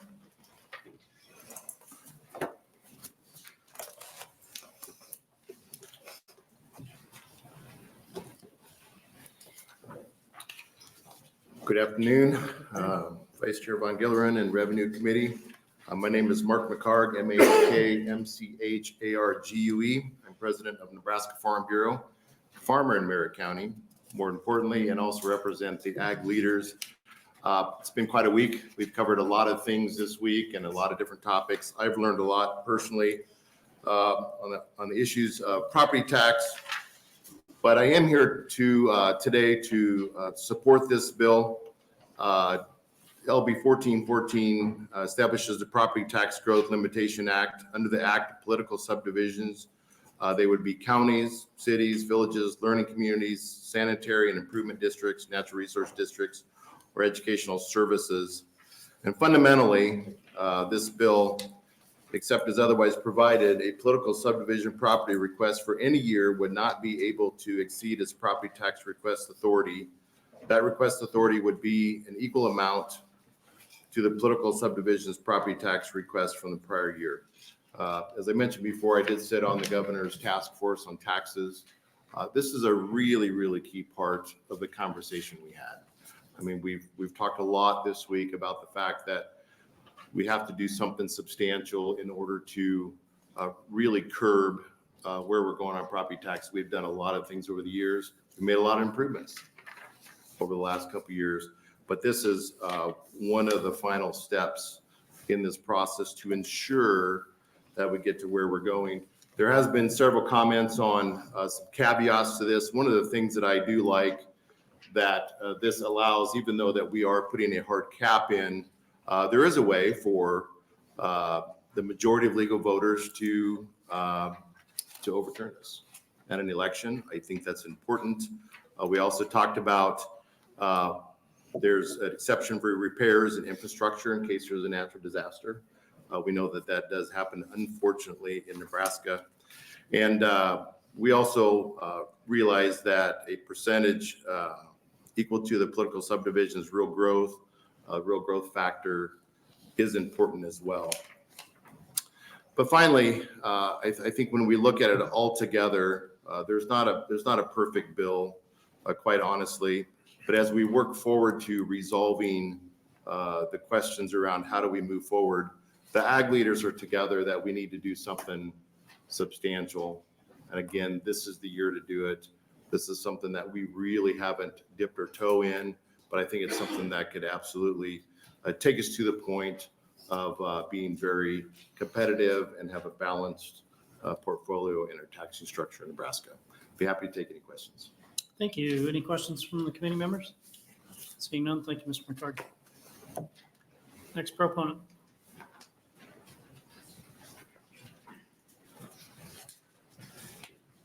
Hello. Thank you, Vice Chairman Von Gillern and members of the Revenue Committee. My name is Carter Teal, C-A-R-T-E-R-T-H-I-E-L-E. I am the Policy and Research Coordinator for the Lincoln Independent Business Association. As advocates for fiscal responsibility and sustainable growth, we support the Property Tax Growth Limitation Act. This act embodies the principles of good governance and financial prudence, with a keen focus on maintaining a fair and balanced approach to property taxation. LIBA has long supported the policy that limited government spending is the way to reduce property taxes instead of tax shifts. Unchecked growth in property taxes can place an undue burden on property owners, both homeowners and local businesses. By establishing clear limits for property tax requests, this act bypasses the debate over levy versus valuations and gets right to the heart of the issue: revenue. Under this bill, increases in revenue are held to a reasonable standard, mitigating the risk of sudden and significant property tax hikes.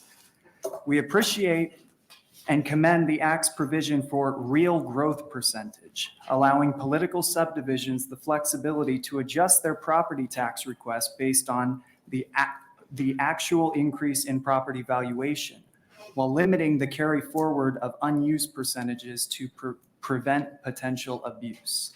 In conclusion, the Property Tax Growth Limitation Act is a vital step towards creating a more sustainable and responsible approach to property taxation. It protects property owners from undue tax increases while still providing political subdivisions with the flexibility to meet their financial requirements.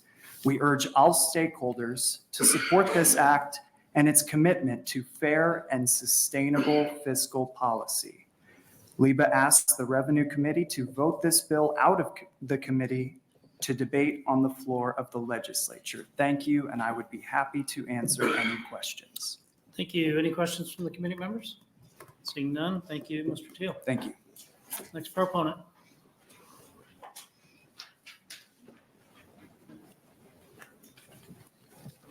Vice Chair Von Gillern, members of the committee. My name is Robert J. Hallstrom, Hallstrom. I appear before you today as registered lobbyist for the Nebraska Bankers Association and the National Federation of Independent Business in support of LB 1414, the Reduced Property Tax Growth Limitation Act. Senator Linehan indicated that we've thrown over $1 billion at the property tax problem. While that's appreciated, I think it's evident that we've at best maintained the status quo, or perhaps maybe just reduced the rate of increase in property taxes. I believe that the state has done an admirable job of holding the line on spending, and we need to have that same type of fiscal discipline at all levels of government in order to try to address the problem. So I would be willing to address any questions that the committee may have. Thank you. Any questions from the committee? Seeing none, thank you, Mr. Hallstrom. Next proponent.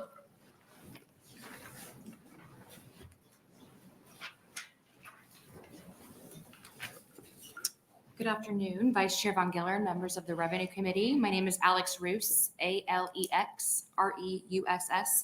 I'm testifying on behalf of the Nebraska Chamber of Commerce, where I serve as a registered lobbyist. The Nebraska Chamber would like to be on the record in support of the concepts contained in LB 1414, the Property Tax Growth Limitation Act. We recognize that adjustments to a cap may be needed to be considered in order to address specific circumstances such as local governmental units experiencing rapid growth. The Nebraska Chamber continues to support Governor Pillen and the legislature's efforts to deliver property tax relief to Nebraskans. We want to thank the governor and the legislature for their years of effort to enact what will amount to $14.7 billion of property tax relief once existing laws are fully implemented in 2029. This short legislative session is a good time to have conversations on how to effectively deliver property tax relief. And we understand that Senator Linehan's bill to place a cap on local spending is a key piece of that effort. Our membership includes subject matter experts who are available to lend their assistance as discussions around specifics continue this session. The Nebraska Chamber also supports the provision of LB 1415 that front loads the property tax income tax credit so that property taxpayers actually see how much property tax obligation is reduced. We are also supportive, again in concept, of the second piece of LB 1415 that delivers direct state funding to local subdivisions, as long as there are caps on local spending that are advanced, and so long as it is not funded through a sales tax increase or tax shifts. Finally, the Nebraska Chamber would also like to make sure it's on the record that we are supportive of LB 1241, which had its hearing before our board of directors had a chance to consider that legislation in the hearing. Thank you all for your efforts to make sure enacted property tax relief is actually delivered to Nebraska's families. We look forward to helping in any way we can on advancing these legislative pieces. Thank you. Any questions from the committee? Seeing none, thank you, Ms. Roos. Next proponent. Don't be scared. Hop on up. Snuck up from the back, so I just want to make sure I wasn't crowding anyone out. So Nicole Fox, NICOLEFOX, representing the Platt Institute. LB 1414 would put a hard cap on the growth of property taxes for political subdivisions, for all political subdivisions other than school districts, limiting the growth of roughly $2 billion worth of Nebraska's property tax burden. The Platt Institute believes that this is imperative to cap the growth in property taxes, and we commend Governor Pillen and Senator Linehan for this proposal. LB 1414 would cap annual tax growth and only allow for a real growth percentage, which is an increase due to new construction and other property tax additions such as annexation. Local governments could still raise property taxes beyond this growth limit if they receive voter approval, which is the ultimate form of local control. We think this is a great step towards providing long-term property tax relief by keeping tax growth under control. Nebraska has the 7th highest property taxes as a percentage of owner-occupied housing value, according to the Tax Foundation, giving Nebraska the highest property taxes of all of its neighbors. Property taxes are a thorn in the sides of taxpayers, particularly with tax bills rising due to soaring valuations in recent years. While we agree with this effort to put a hard cap on property taxes, we do note the following trade-offs that the legislature should consider. The proposal exempts bond interest and principal payments from the tax cap. Nonetheless, bonding could become a workaround to the tax cap. That is why we think it is important that bond elections be shifted to primary, but preferably general election ballots that have higher turnout and greater taxpayer buy-in. And we are aware that there are a couple of proposals this session that do just that. We also believe that a vote to override the property tax cap should similarly be held in high turnout elections such as primary, but again, preferably a general election ballot. It is a sound idea to allow local jurisdictions to carry forward unused allowable growth. When local governments are not allowed to carry forward unused growth, they have the incentive to maximize allowable collections each year, even if they do not need the funds today. Capping this carry forward at 5% ensures there won't be any sudden and dramatic tax increases. Finally, we ask the legislature to consider applying this hard cap to school districts so that all local subdivisions are treated equally. Or alternatively, the legislature can consider amending the soft cap on school districts so that a tax limit override can only be authorized through a voter referendum rather than a board vote. High property taxes have risen significantly for Nebraska families and businesses, and the Platt Institute applauds this effort to control the growth in Nebraska's property tax burden. And with that, I'm happy to answer any questions. Thank you. Any questions from the committee members? Seeing none, thank you, Ms. Fox. Any other proponent testimony? Seeing none, any opponent testimony?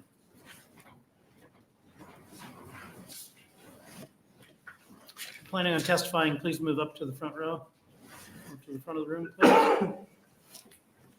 Good afternoon. Good afternoon. I'm Angie Burmeister. It's ANGIBURMEISTER. I'm chair of the Sarpy County Board. Thank you for the opportunity to come explain to the Revenue Committee the impact of LB 1414 on Sarpy County. Thank you also for your public service. This is a difficult topic, and we know you all have worked hard along with the governor to try to solve the property tax issue. And we want to work with you to do that. We just have some concerns here. Sarpy County's property tax dollars are used primarily to fund essential services. So those are things like 911, the Sheriff's Department, courts, county attorney, public defender, diversion, the correctional center, juvenile justice center, emergency management. Those are some of the things that our property tax dollars fund.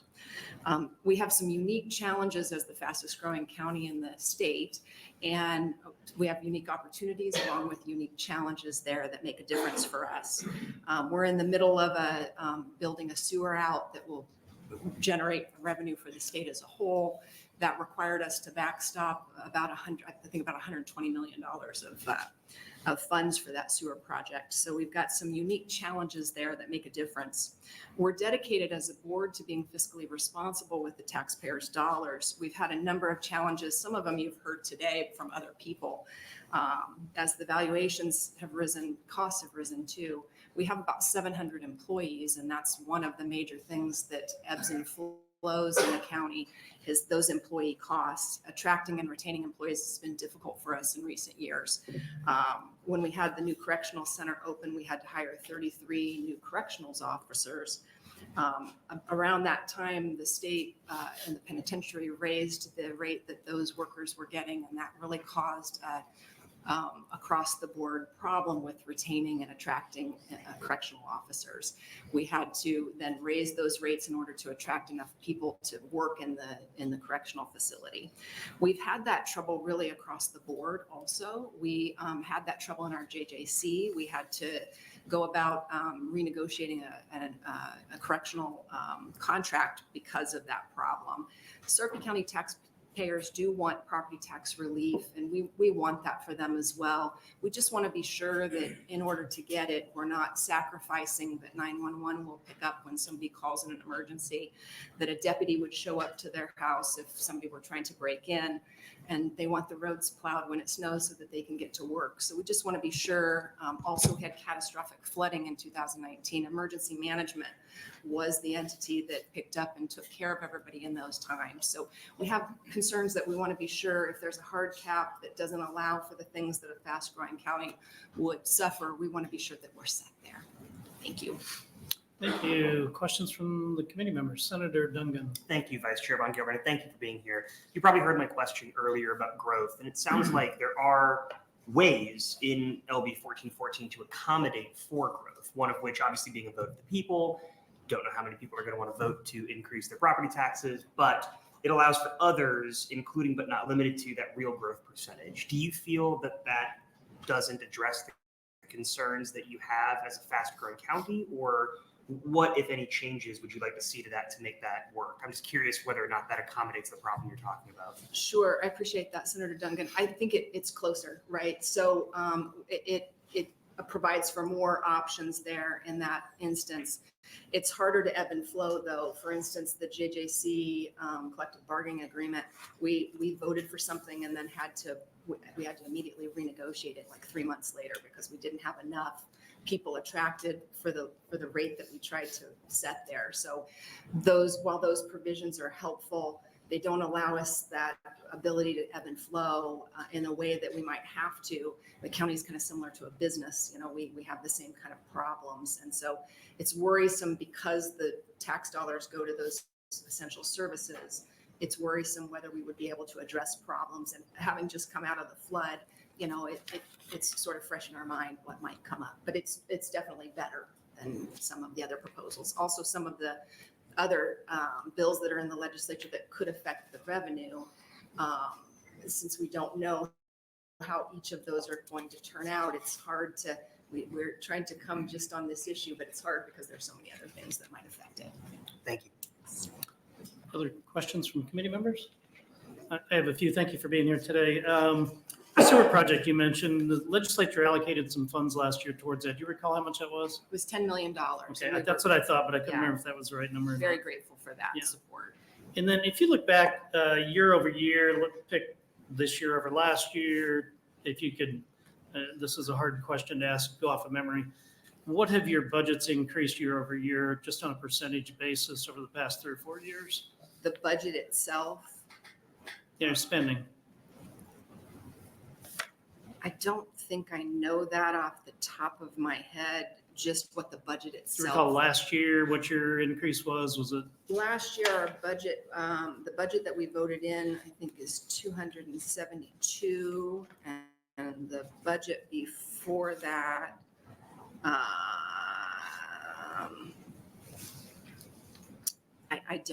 I'm afraid I'll get it wrong because. Okay, no, that's I'm not a fine. numbers It's not a person. trick question. In the hearing on 1241 a couple of days ago, I shared some numbers that showed that tax asking had outpaced inflation by approximately 20%, which is why we're here talking about what we're talking about. And I'm curious to know whether SARPI fits within that parameter, whether it's close to inflation, how far it's exceeding in the inflation rate. And you don't have to answer right now. Again, I'm not trying to trick you into that, but that's something that the committee would like to know.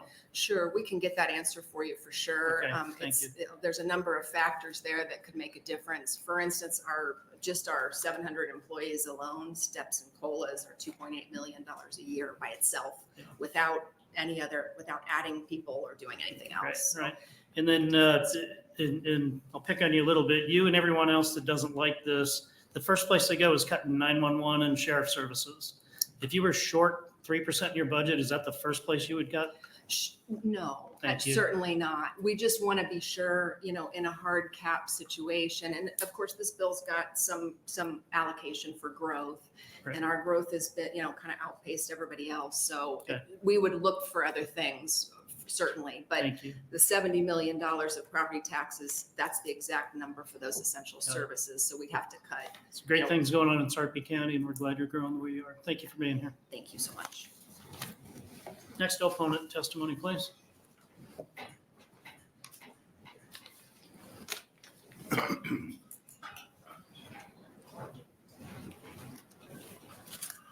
Senator Von Gillen, members of the committee, my name is Dean Edson. It's spelled DEANEDSON. I'm the executive director for the Nebraska Association of Resources Districts, presenting testimony in opposition to 1414 as originally proposed. I want to state up front, we're not opposed to property tax reforms. Natural resource districts are very concerned about the heavy reliance on property taxes to fund schools and other political subdivisions.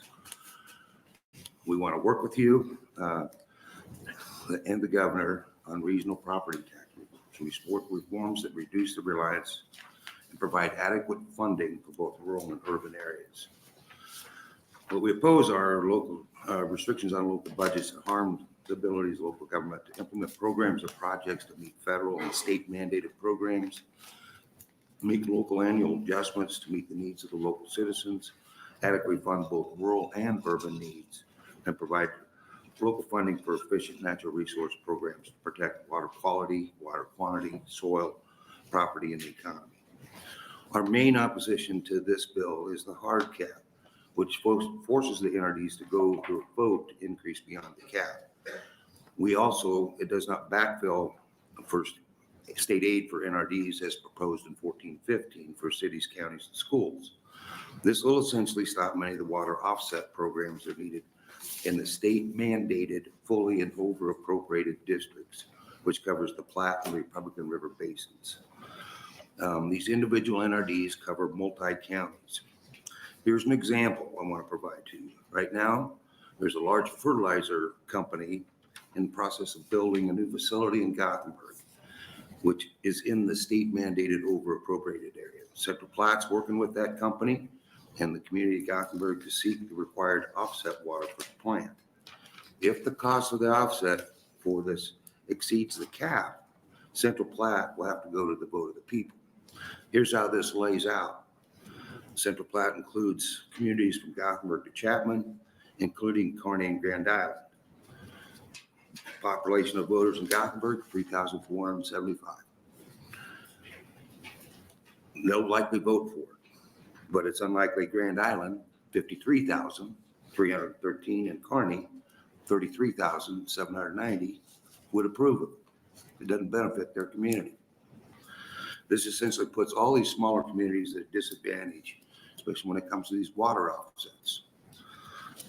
Notice will point out the bill provides the wrong incentives. It's going to force the districts to take those increases year after year. Can I ask you to close, Mr. Fitz? Good.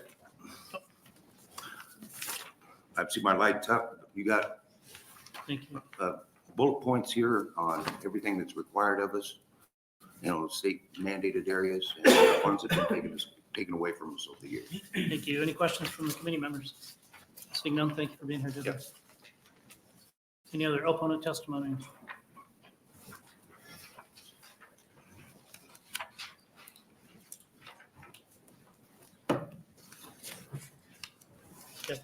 Good afternoon, Vice Chair Von Gillern and the members of the Revenue Committee. My name is Adam Flanagan, ADAMFLANAGAN, and I'm here on behalf of the Eastern Nebraska Developers Council to ask that sanitary and improvement districts receive an exemption from LB 1414. I'm the Managing Director of Bluestone Capital Partners, a municipal advisory firm that advises the majority of SIDs in Nebraska. Our role as a municipal advisor creates a fiduciary duty and a duty of loyalty and care to our SIDs. We're hired at the creation of a new SID and remain an advisor until the SID is annexed. As such, we have a thorough knowledge of the financials of SIDs throughout their entire life cycle. It is our opinion that SIDs are different enough from other political subdivisions that an exemption from this bill is warranted. SIDs are mainly a financing mechanism to install and maintain public infrastructure for a single neighborhood. Therefore, when the district is formed, there is no valuation and thus no ability to raise cash to pay for improvements.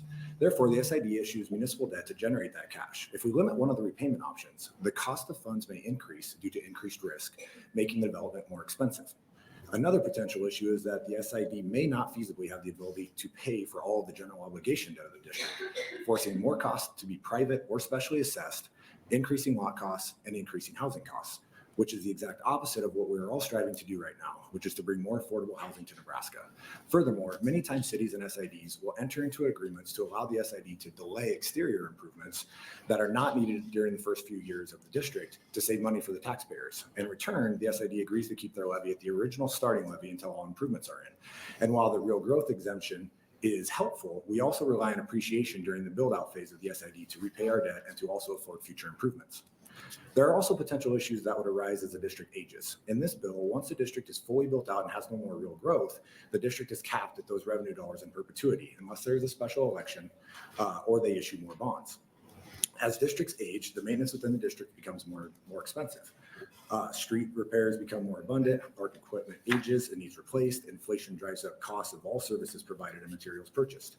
Many districts use cash on hand to perform these repairs and maintenance items and need to keep their levy a few pennies higher than if they did not perform the maintenance within the district. Requiring a special election every year to do a project just adds time and cost to every repair project a district elects to do. The other option would be to finance those improvements through a bond issue. However, that may not be the most fiscally responsible thing to do, and bonds can only be issued for capital improvements and not general maintenance. SIDs are governed by a 5-person board of trustees who are elected every 2 years and must be residents or property owners within the district. Those trustees take input from their neighbors as they make decisions for their neighborhood. This bill would limit a lot of those decisions and make operating the SID more difficult and would add extra costs. Our firm advises over 200 SIDs, and we rarely come across a property owner who wants to keep their taxes higher than they need to be. However, the residents of Please wrap SIDs, up your comments. yep, residents of SIDs also want to keep their neighborhoods beautiful, and they understand that they may have to pay a little bit extra in taxes to do so. Thank you. Thank you. Questions from the committee members? Seeing none, thank you for your testimony. Thank you. Other opponent testimony? Good afternoon. Good afternoon, Vice Chairman Von Gillern, members of the Revenue Committee. I'm Rebecca Firestone, REBECCA-FIRESTONE. I'm Executive Director of Open Sky Policy Institute. We are opposed to LB 1414 because we're concerned it will constrain local political subdivision budgets in a manner that creates unintended negative consequences at both the state and the local level. This proposal on a technical front increases the base limitation for local subdivisions from 2.5% to 3% until the legislature adjusts it, as it must do annually, to reflect changes in prices of services and products, but it doesn't specify how those price changes are to be determined or calculated. In addition, the combination of spending and property tax limits to which local political subdivisions are already subject, along with the new revenue cap, will further constrain their budget flexibility. These subdivisions have elected officials who are accountable to voters for their spending choices and know best what their entities need. Further, evidence suggests that property tax revenue caps may not achieve intended reductions in property taxes without leading to reductions in services. Texas has been discussed as a model for Nebraska, but the experience of how the city of Houston has managed their revenue caps suggests that caps have contributed to cuts in services such as solid waste management and public works. Property tax caps have a storied history going back to Prop 13 in California, but their track record in other states suggests that they make it harder rather than more efficient to run local governments. Instead, we would recommend that the Revenue Committee consider a series of targeted reforms around property taxes, for example, in the homestead exemption program, or establishing a property tax circuit breaker to ensure property tax relief is directed to income-constrained Nebraska taxpayers struggling to pay their property taxes. Finally, while we appreciate the effort to address Nebraska's reliance on property taxes to fund local subdivisions, we oppose doing so as a tax shift onto sales taxes. Sales tax is the most progressive tax in the state, and this shift would disproportionately affect the lowest paid Nebraskans, especially those who don't own property, while benefiting large landowners, many of whom may be out of state. And this effort is being considered at a time when the state has already committed to reducing its revenues through last year's income tax cuts, leading us to question the sustainability of the commitments the state wants to make to its local government partners. As such, we would encourage you not to advance to LB 1414, but we do commend the governor and the working group for the effort and the thought on property taxes. Thank you. Thank you. Any questions from the committee? Seeing none, thank you, Ms. Firestone. Thank you. Next, any other opponent testimony? Seeing none, anyone who'd like to testify in the neutral position?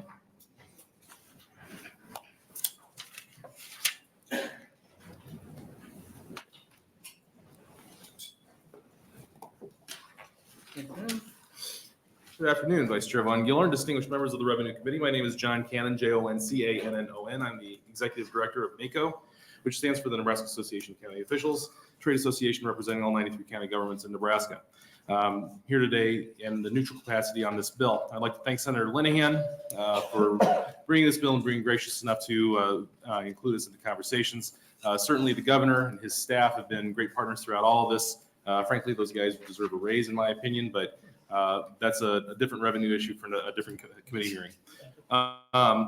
It's perhaps fitting that we're talking about this on Groundhog Day because the perennial issue of property taxes is something that comes up over and over and over and over again. I can tell you that counties are invested in the property tax issue. We are 1/6 of the property tax load in the state, having levied $860 million in property taxes last year. However, we are involved in 100% of the process. We set the values. We hold the hearings on value protests. We determine the tax list. We send out tax statements, and we collect the tax at the end.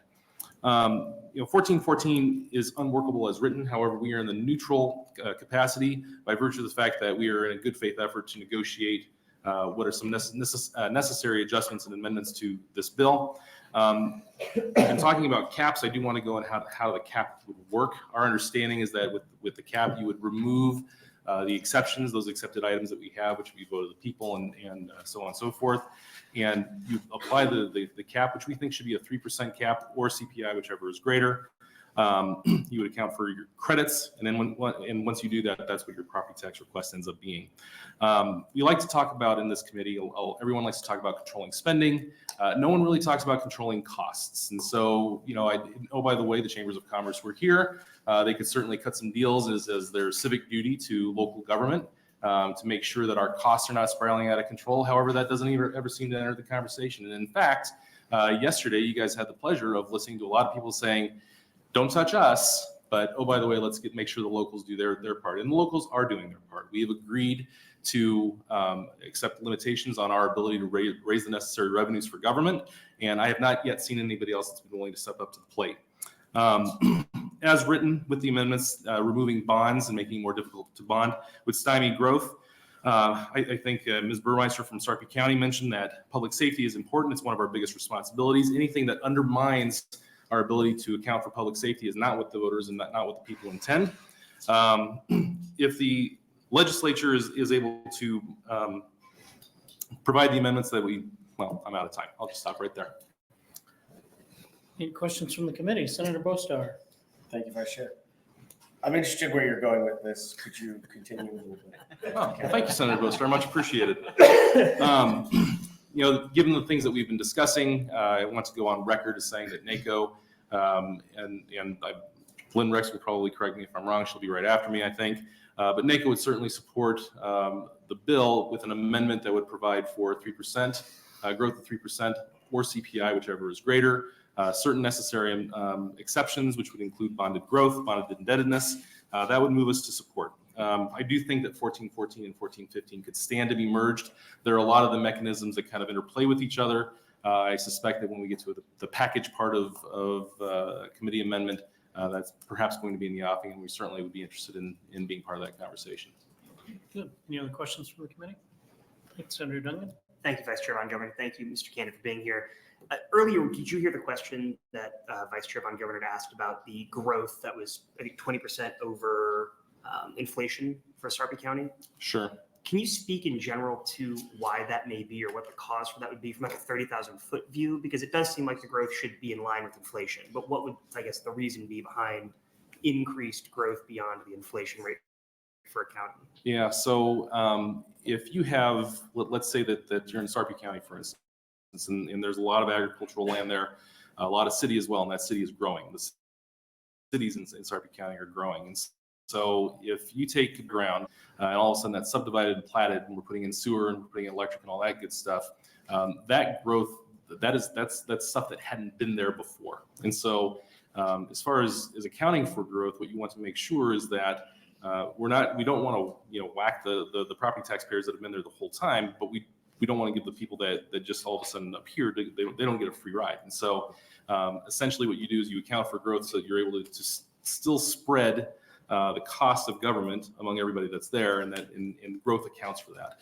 It doesn't account for it perfectly because again, we're not doing anything to control the costs of government. In fact, we keep adding to it, but having a growth factor in there is certainly something that's going to help. Thank you. Thank you, sir. Thank you.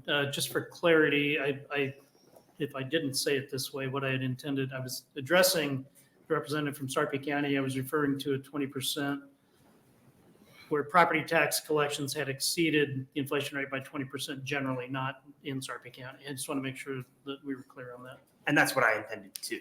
Okay. Wouldn't you agree, Mr. Cannon? To make that a question.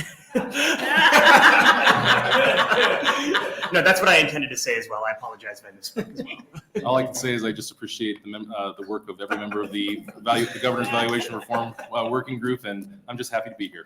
And I'll close with you and and just say that you indeed were an integral part of that committee, and thanks for your hard work in that. And we know that you're pulling in the same direction. Thank you for your testimony. Thank you, sir. Thank you. Next neutral testifier.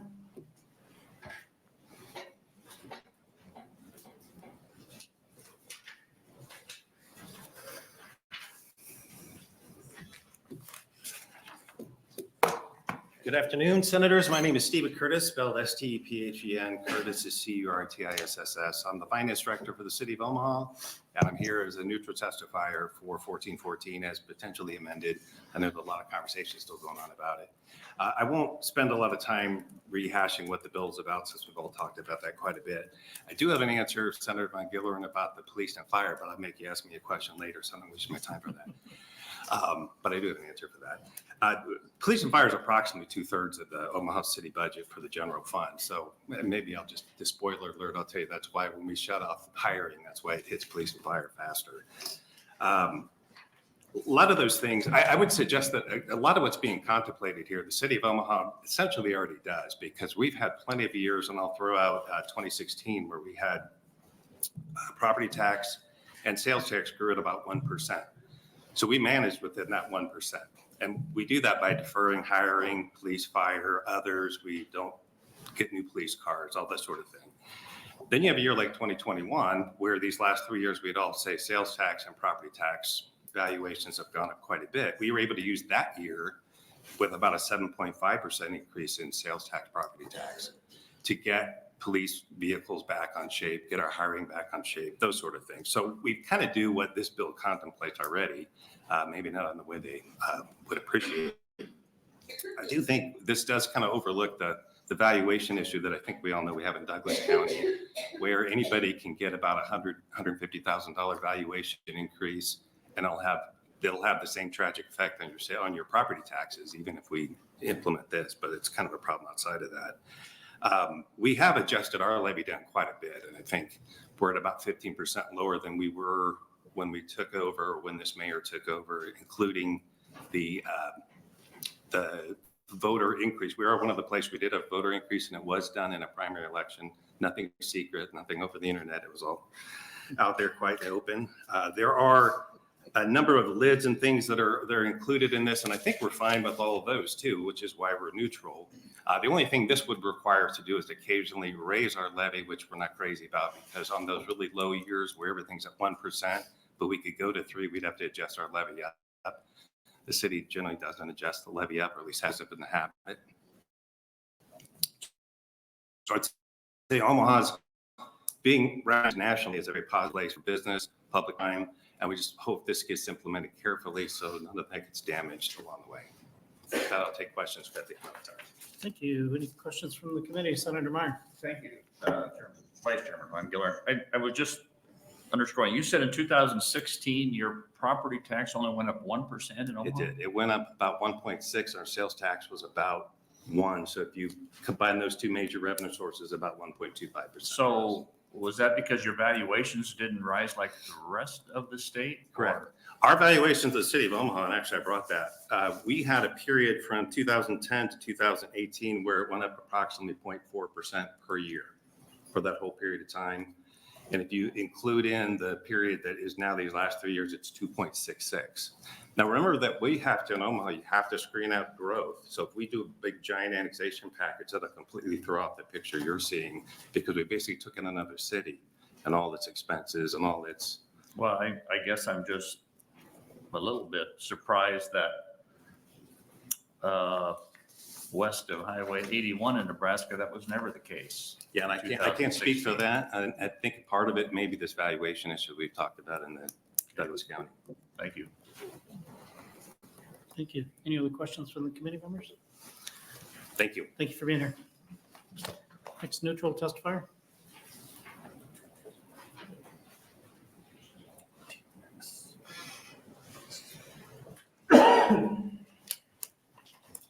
Senator Von Giller, members of the committee, my name is Lynn Rex, Lynnrex, representing the League of Nebraska Municipalities.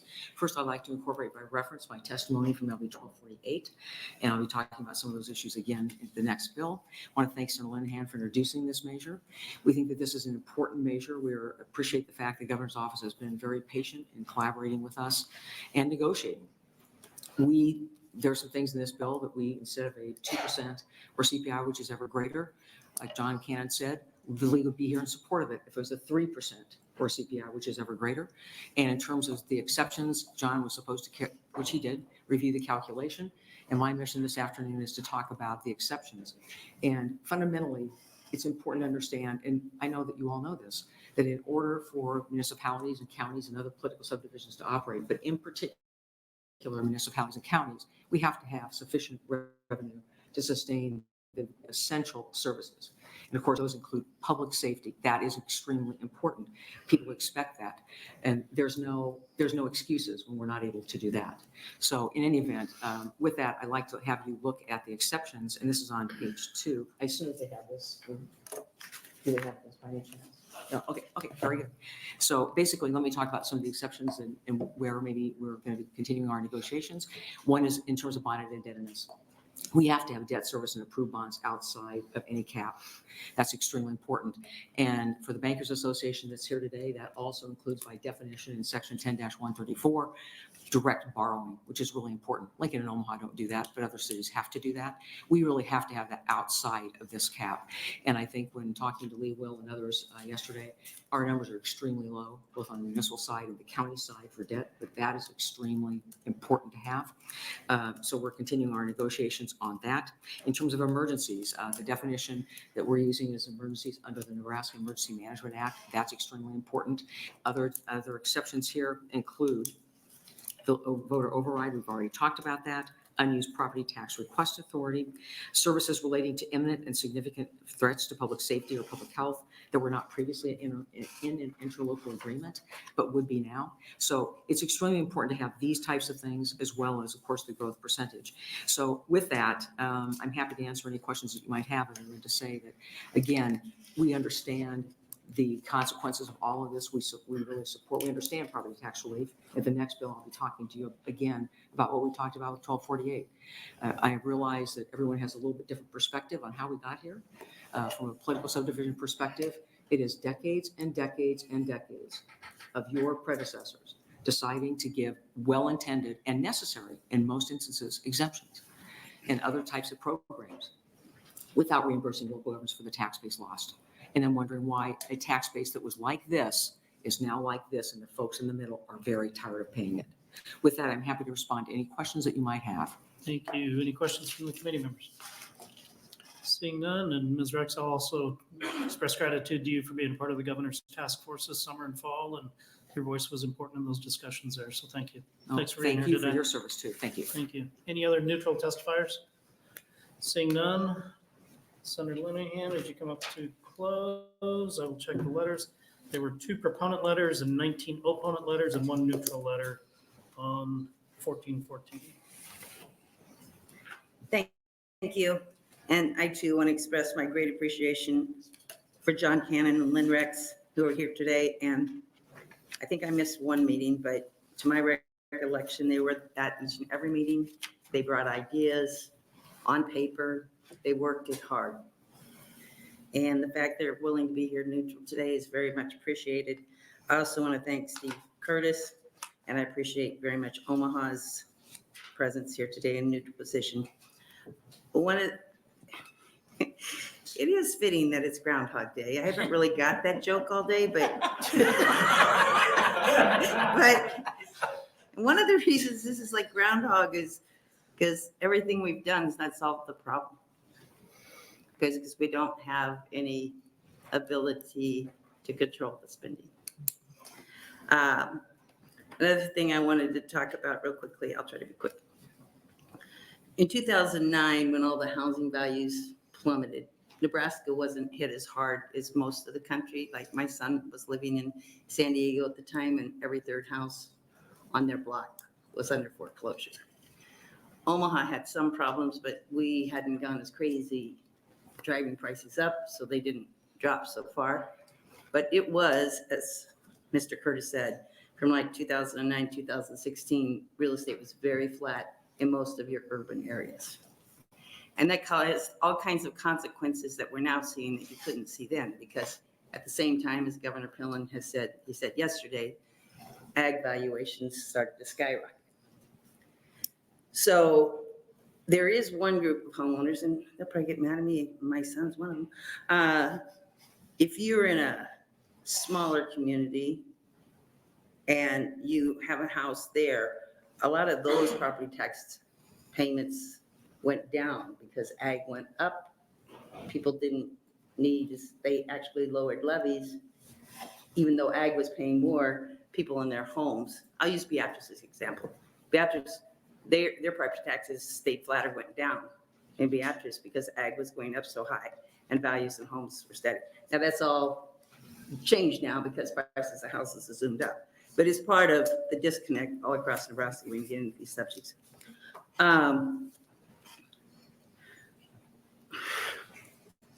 SIDs, we probably need to look at that. Actually, I'm going to be gone, but some of you are going to be here. I don't know who's over SIDs, but I think that whole thing needs to be looked at. It seems to work really well in Douglas and Sarpy County. But if you get in a problematic one as a homeowner, you really get rolled.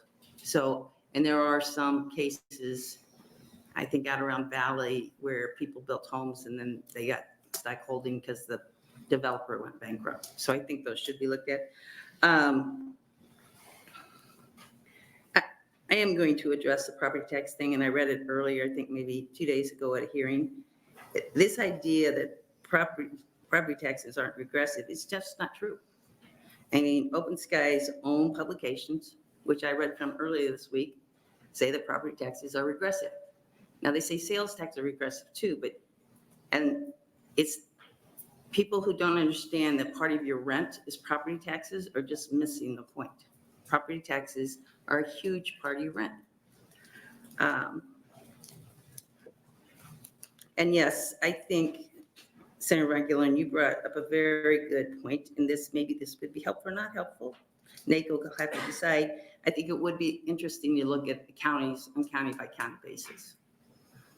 What's their growth? How much has their valuation gone up? How much have they taxed? Because I bet we'll find counties that have been very, there's 93 different things, right? So with that, I've taken questions. Thank you. Any questions from the committee members? Seeing none, thank you, Senator Linehan. Thank you very much. We'll close our hearing on LB 1414, and we'll welcome up Senator Dover on LB 1415. Senator Dover in the room? There you are.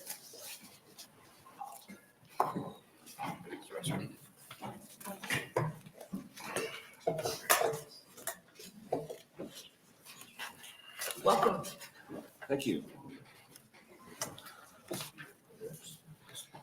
Thank you, Chairman Linehan, and good afternoon, committee members. For the record, my name is Robert Dover, R-O-B-E-R-T-D-O-V-E-R. I represent District 19, and it consists of Madison County and the South half of Pierce County. I've introduced LB 1450 on behalf of the governor to adopt Property Tax Relief Act. This act provides for direct state funding to local subdivisions, schools, counties, and municipalities, resulting in a property tax reduction for taxpayers. Property taxes are a big problem here in Nebraska. That surprises no one.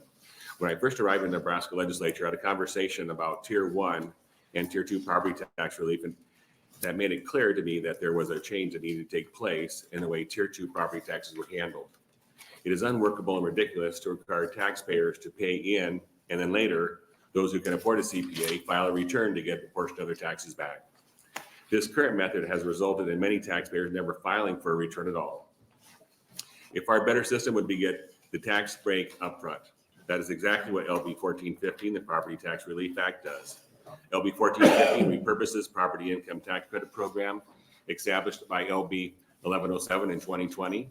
The bill front loads this credit, ensuring that taxpayers see their property taxes bill go down.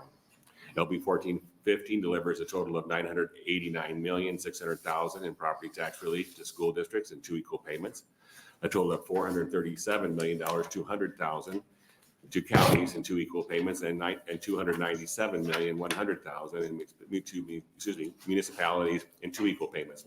Basically, school districts, counties, and municipalities are given funds upfront to directly reduce property taxes. There is no need to pay property taxes in to get some back later, and no need for a CPA to file a return. It is simply more money in the pocket of Nebraska taxpayers. This is a much needed tax fix, and I'm excited to carry this bill. Thank you for your time. Thank you. Senator Dover, are there any questions from the committee? Will you stay close? Okay, thank you. Are there any proponents?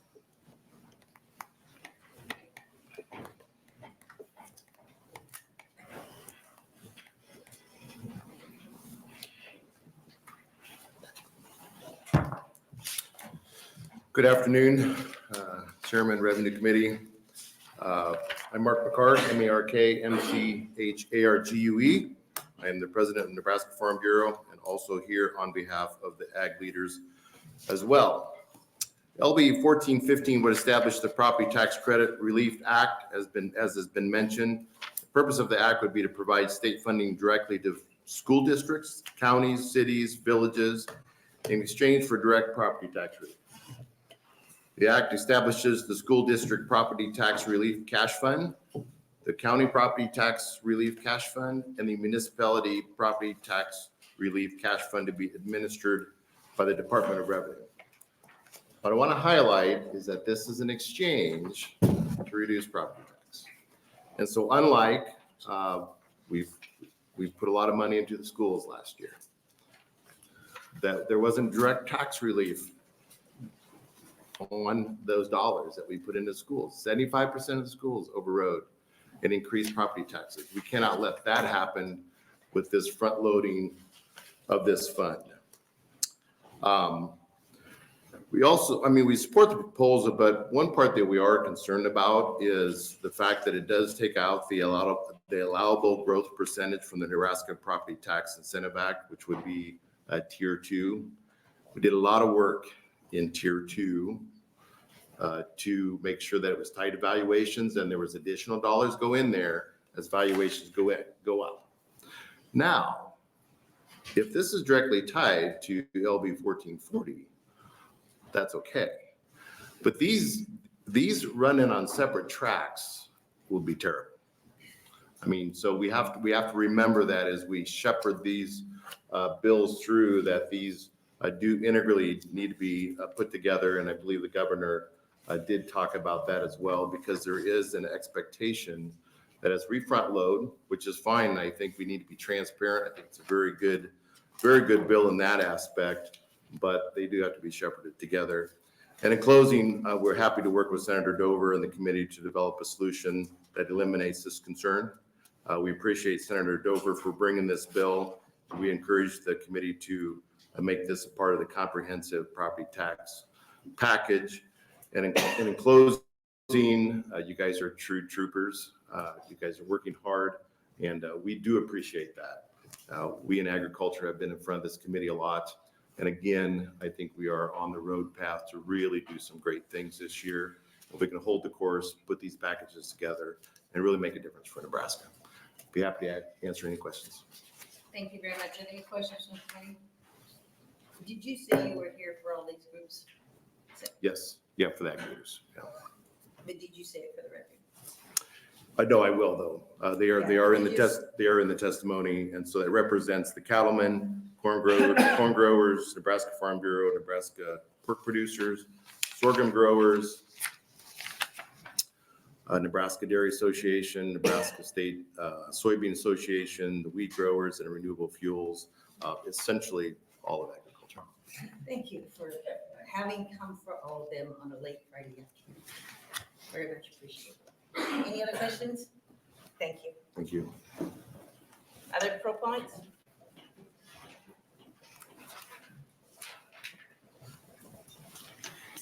Chair Linehan, members of the committee, Robert J. Hallstrom, Hallstrom, appearing on behalf of the Nebraska Bankers Association and the National Federation of Independent Business in support of LB 1415. We would agree that providing for the reduction in property taxes up front is a great idea. Make it visible on the tax statement. I would agree with the most recent witness that we need to make sure that it is tied to true property tax relief and that we do get our bang for our buck in that regard. I think while the property tax credit refund process was well intended, the fact that we've got millions of dollars that have gone unclaimed is a shame. The other aspect of this on a more personal basis is, since I, in my spare time, prepare tax returns for some of my clients, one of the difficult things to explain is that since you take 100% of your tax deduction in 2023, for example, get your property tax credit refund in 2024, then you have to report that property tax credit refund as income, and that's a hard spleen to do. So with that, we do support the legislation and look forward to working with the committee in this regard. Thank you. Are there any questions from the committee? You know, you have to claim it because you deducted it last year. Yes. I know. You take 100% of your deduction up front, but you didn't really, at the end of the day, pay 100% of your taxes. Right. Thank you very much for being here. I appreciate it. Are there any other proponents? Are there any opponents?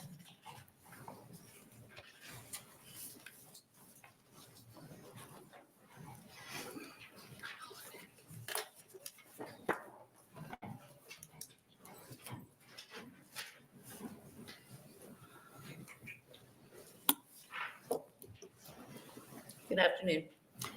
Good afternoon, Senator Linehan and the committee. My name is Dave Welsh, D-A-V-E-W-E-L-S-C-H. I'm a farmer and currently serve as president of the Milford Public Schools Board of Education. I have served as school board member for over 30 years. I support the concept of within LB 1415 to front load school funding by dispersing funds directly to school districts. This will help to lower property tax requests, and the property owner won't need to loan money to the school while waiting for an income tax credit to arrive. But I am opposed to how the funds will be distributed. The Property Tax Incentive Act was created to distribute funds based upon the amount of school property taxes paid. By repurposing these funds so that they are distributed according to property valuation does not respect the original intent of this act. Attached are several documents which suggest a better way to distribute these funds to schools in a way that will honor the original intent of the Property Tax Incentive Act. By changing valuations within the TIOSA formula, equalization aid can be restored to nearly all schools with the amount of funds identified within LB 1415. By doing so, you will also honor the intent of TIOSA going back to 1990, which was to provide property tax equity across the entire state of Nebraska. As you can see in the chart and graph, equalization aid will be distributed in a way that brings levies down and closer together, creating the equity needed in our state. In the time I have left, I will try to explain these. If you want to look at the one with the chart and the bar graph on it, really hard to explain TIOSA in a 3-minute time period here, but the impact that we're trying to create here, if you look at the bottom chart where it starts right in the center, 23-24 levy, school property tax levies range from 30 cents to $1. That's a huge disparity across our state. And as I mentioned on Wednesday, some farmers right across the road from each other, one farmer has to sell his beans for $1 more a bushel just to break even with the guy next door with lower tax levies for their schools. The main reason we have that disparity, if you look on the right column of that bottom chart, is the average valuation per formula student. It varies widely across our state. Many schools up in the higher levy ranges have less than $1 million of valuation per student, while those down in the 30s and 40s have $3 to $4 million of valuation per student. That's a huge impact on the levies and the property taxes that are requested. And quickly, just looking at the chart in the upper right, the black bar graph just shows that if we can lower valuations within the TIOSA formula, make some adjustments there, we can bring levies down and much closer together across our state. Got another handout there, but I'll pause since my time is up. If you have any questions, I'd be happy to answer them. Thank you. Are there any questions from the committee? Mr. Welch, have you got a chart that shows how many children are in each one of these schools? Because you say the 90 plus levy, and actually, I think you said the top levy is $1. The top levy is $1.05 plus bonding, and right? Right, actually the top, if you look on the colored chart here, that stapled together one, Yeah. currently the 23-24 general fund levy, just the general fund levy, the top levy, I believe, is at Hastings with $1.10. So you've got a pretty good sized school district there, but then right below it's Arcadia, a very small school district in rural Nebraska with the $1.08 levy just for their general fund. So yeah, I believe if your question was, are the high levy schools mostly the larger urban schools? Generally, that is the case for them. There is a consistency with the levy among our larger school districts, but there's also a lot of rural schools that have a high levy as well. And that's why we need to try to create a system where we get back to equalization aid so we can try to bring those levies down and closer together, mainly across rural Nebraska, but also in our metropolitan areas. We need to provide some property tax relief there as well. Okay, thank you very much. Are there any other questions from the committee? Thank you for being here. Thank you. Are there any other opponents?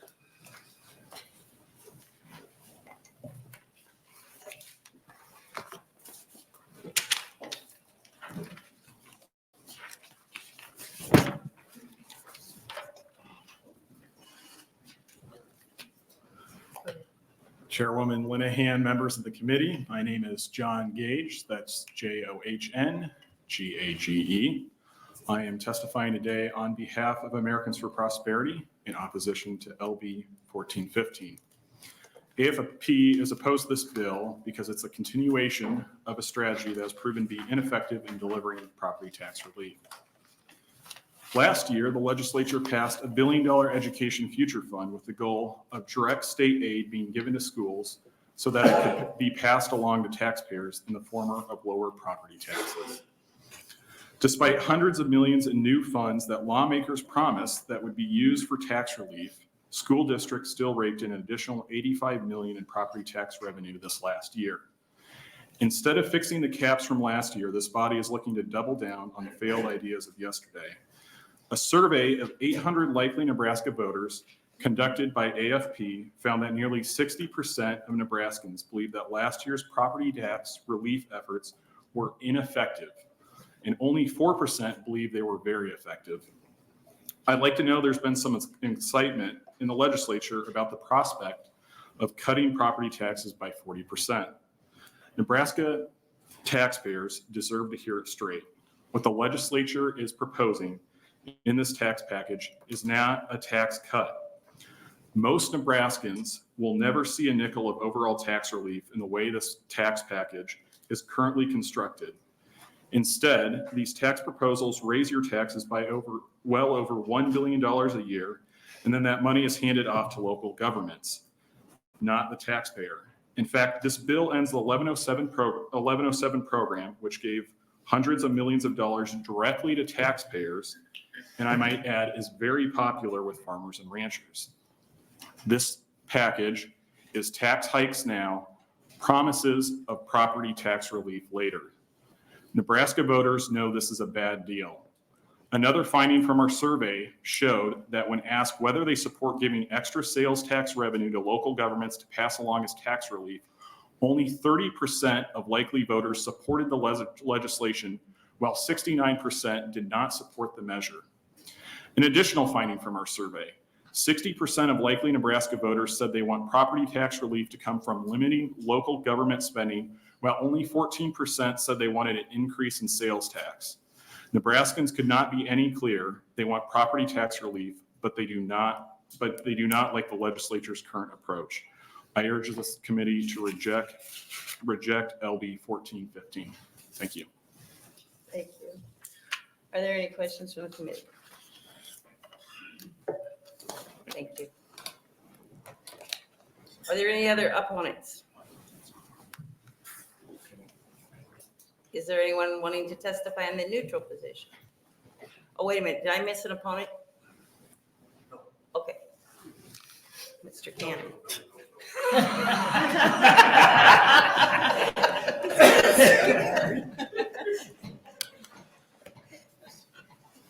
Welcome back. Thank you, Chair Linehan, distinguished members of the Revenue Committee. My name is John Cannon, Joncannon. I am the Executive Director of NACO, which stands for the Nebraska Association of County Officials. We're an association that represents all 93 county governments in Nebraska. Thank you, Senator Dover, for bringing this bill to the legislature. I will mention that Senator Dover reached out to me last summer and just wanted to have a conversation about property taxes and where the counties see the whole thing. And I certainly appreciate that because not everyone has that natural curiosity about these sorts of things. And as you guys know me, I'm a nerd for this stuff, so I love talking about this. Want to thank the governor and his staff. These guys have done yeoman's work. The valuation working group has really put in a lot of effort, a lot of time as far as we had, I think, double the amount of original meetings we were supposed to have. And it's gotten us to this place where we're talking about the actual mechanism for property tax relief. The formula for distribution, I had to make a correction on here, just the key points on the formula basis for how we're going to achieve that. It's essentially a formula distribution to each of the political subdivisions in the state. And this is not handing money to the political subdivisions. This is directly buying down their levy. So that their levy the prior year, whatever that increase might be, has to account for those dollars that are being distributed. And so it is dollar for dollar property tax relief. It's something that everyone will get. They don't have to apply for. It's not a pass-through. One of the key features of the property tax credit, the 774212, I think people have called that the tier 1 credit, is that happens at the end of the budgeting process. And so it's just a deduction after everyone has done those sorts of things. And the reason that's important is that front loading, we've always heard about what our ranking is with the Tax Foundation and a whole bunch of other groups. And that is based on our taxes levied. And I mentioned yesterday, over $5 billion of taxes levied. That certainly doesn't look good. And that does not recognize the good, strong foundational work that this legislature has done as far as providing property tax relief. When you front load your credits, what that does is it buys down the levy so that if nothing else changed, we would be at $4 billion of property taxes levied. That improves our ranking, I think, into the 30s. And whatever additional monies that only helps buy down the levy. And again, it is not handing money over to the political subdivisions. It is directly affecting the property tax bill. Anyway, the key points, there are some things in red that we advocate for. We think that instead of being based on property valuation in the prior year, a 5-year rolling average of property taxes levied for political subdivision is probably the way to go. It certainly accounts for a little bit better. And also there's something that is included in the bill or in one of the negotiated amendments that we've been looking at, which would be the tax statements. We want to make sure that the legislature gets credit for everything that they've been doing over the last several years. I'm out of time, so I'll stop right there. Are there any questions from the committee? Yes. Would you please continue? Yes, ma'am. Thank you. Back in the 70s, we had implemented this thing where we put essentially a slip of paper in with the tax statement that says, here's the amount of relief that the legislature has afforded you over time. The question is how effective that is, how often people actually read those sorts of things. I know that in years past, there's been talk about what sorts of things can we put directly in the property tax statement. NACO has traditionally resisted it. This last year, we had to go to 8.5 by 14 property tax statements. And so all of a sudden, we have a whole bunch more room on the property tax statement. And I'm probably just bargaining away stuff that I shouldn't be, but my programmers are going to kill me when I get back. But what we would recommend, though, is put on directly on the property tax statement in big red letters, font size that's bigger than any other font size you have on the rest of the statement. Douglas County, as an example, they received X number of dollars from the legislature. This would have been property taxes had it not been for the legislative action. So the words to that effect, and I've got that in red here on the statement. So thank you, Senator Cal, for letting me finish, and I'm happy to take any questions you may have. Thank you, Senator Cal. I thought red ink was really expensive. Well, Or was it the paper? It was the paper. It's the paper, ma'am. Yes, ma'am. Thank you. Anybody else have questions? Thank you for being here. Thank you, ma'am. Much appreciated.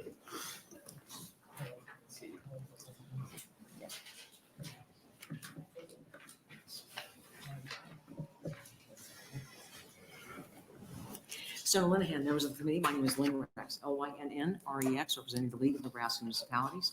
Thanks for the opportunity to be here today. Again, I'd like to incorporate by reference my testimony on LB 1248 yesterday. With that, you're having a handout here shortly, and I just want to review a few things with you. I want to underscore, too, for those that are listening, that what we're talking about with LB 1414 and LB 1415 replaces the lid on restricted funds. We think that's important because we think this is a very effective type of cap. We, of course, want a 3%. The governor's looking, well, Lee Will and not Kenny Rogers. Kenny Rogers. Not Kenny Rogers. It is late. Something like that. So basically, in talking to them, we hope that, and they're right now at 2% or CPI, which is ever greater. We really need to have 3% or CPI, which is ever greater. There's some other things that we talked about as well. But I think it's important to talk about, too, what the legislature's done in the past. So we're going to talk about very briefly, just to highlight for you, 4 studies. You only have 1, you only have 3 that I gave you a couple highlights on. These studies do not give the legislature credit for what you've done significantly in the last few years. But I'd like to talk to you briefly about, in 1962, the McClellan report. You don't have anything about that because it basically was the foundational elements for what became the 1967 sales tax proposal and laws in the state of Nebraska. But then in 1988, the Syracuse report, I'm sure you've heard about it over and over again, and I'll reference a couple things about that, because the other 2 reports in 2007 that were commissioned by the Nebraska Legislature, and in 2013 by this committee and others, basically, they reference the Syracuse report as well. And this underscores again why we are excited as municipalities. I don't represent counties, but I think John would feel the same way, and I know he does, to have significant property tax relief in addition to what you've already done, which is extremely significant, especially on the school side. So we just think that it's important. Our board really supports the overall objective of the governor in doing that. Just, I want to highlight a couple of pages. They're in red at the very bottom corner. So basically on page 4, you're going to see some of the suspects that you know, all these folks, Senator Hadley, Heath Mello, a lot of folks that you know and you recognize. On page 5, which is the next page, you're going to see a statement made in 2013. The main focus of the Syracuse study was the Nebraska's higher than average use of property tax in its tax system. Syracuse authors recommended reducing the role of property taxes in financing government services. The main policy option they identified was an increase in state aid to local governments. I'm going to skip down a little bit, saying that all Nebraska local governments experience lower levels of state revenue sharing than local governments in other states. They advised retaining existing aid programs for all governments and supplementing these aid programs with aid-based equalizing concepts. When you look at later on page 21, you're going to see the handout I gave you yesterday, showing how our aid program was cut. And I know my time is up, so I hope somebody will ask me a question and I'll wrap it up. I'll ask you a question, wrap up. Okay, thank you. I will do that. Thank you. So page 21 outlines our series of cuts, doing away with the Municipal Infrastructure Redevelopment Fund, cutting state aid, which again, as you know from yesterday, only was what was a partial, though inadequate reimbursement for 3 exemptions: livestock, farm equipment, and business inventory, which today, just those 3 alone would be over $1 billion. So in any event, just looking at that, I think that's important. And just 1 or 2 other things here for your consideration. If you look on page 6, the highlighted yellow, this expanded commitment to aid to replace property taxes was decreased in 2010. Again, it was all eliminated with passage of LB 383 in 2011. Older capacity lost aid programs for cities and counties, and more recently, county aid programs were repealed to meet the state budget cuts. And that is talked about in a couple of places here, and I reference in particular page 12. I think a statement that is really important. If I could just have 1 more second to read it, I'd appreciate it. This was noted in all of these reports in some way, shape, or form. The study stated the state of Nebraska's assistance to its local governments is farther out of line with practice in the rest of the country and from accepted principles of public policy than any other aspect of public finance in the state.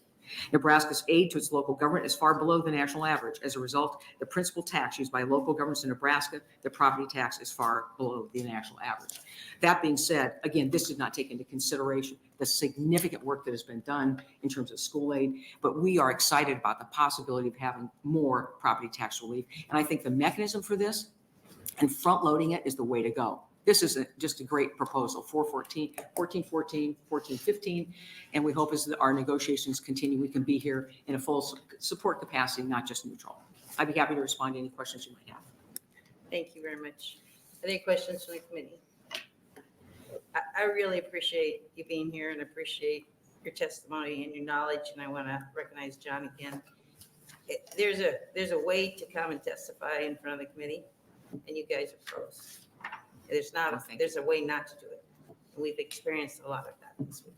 So thank you very much. Well, thank you, and thanks for the great work this committee has done. We really appreciate it. Thank you very much. Neutral, right?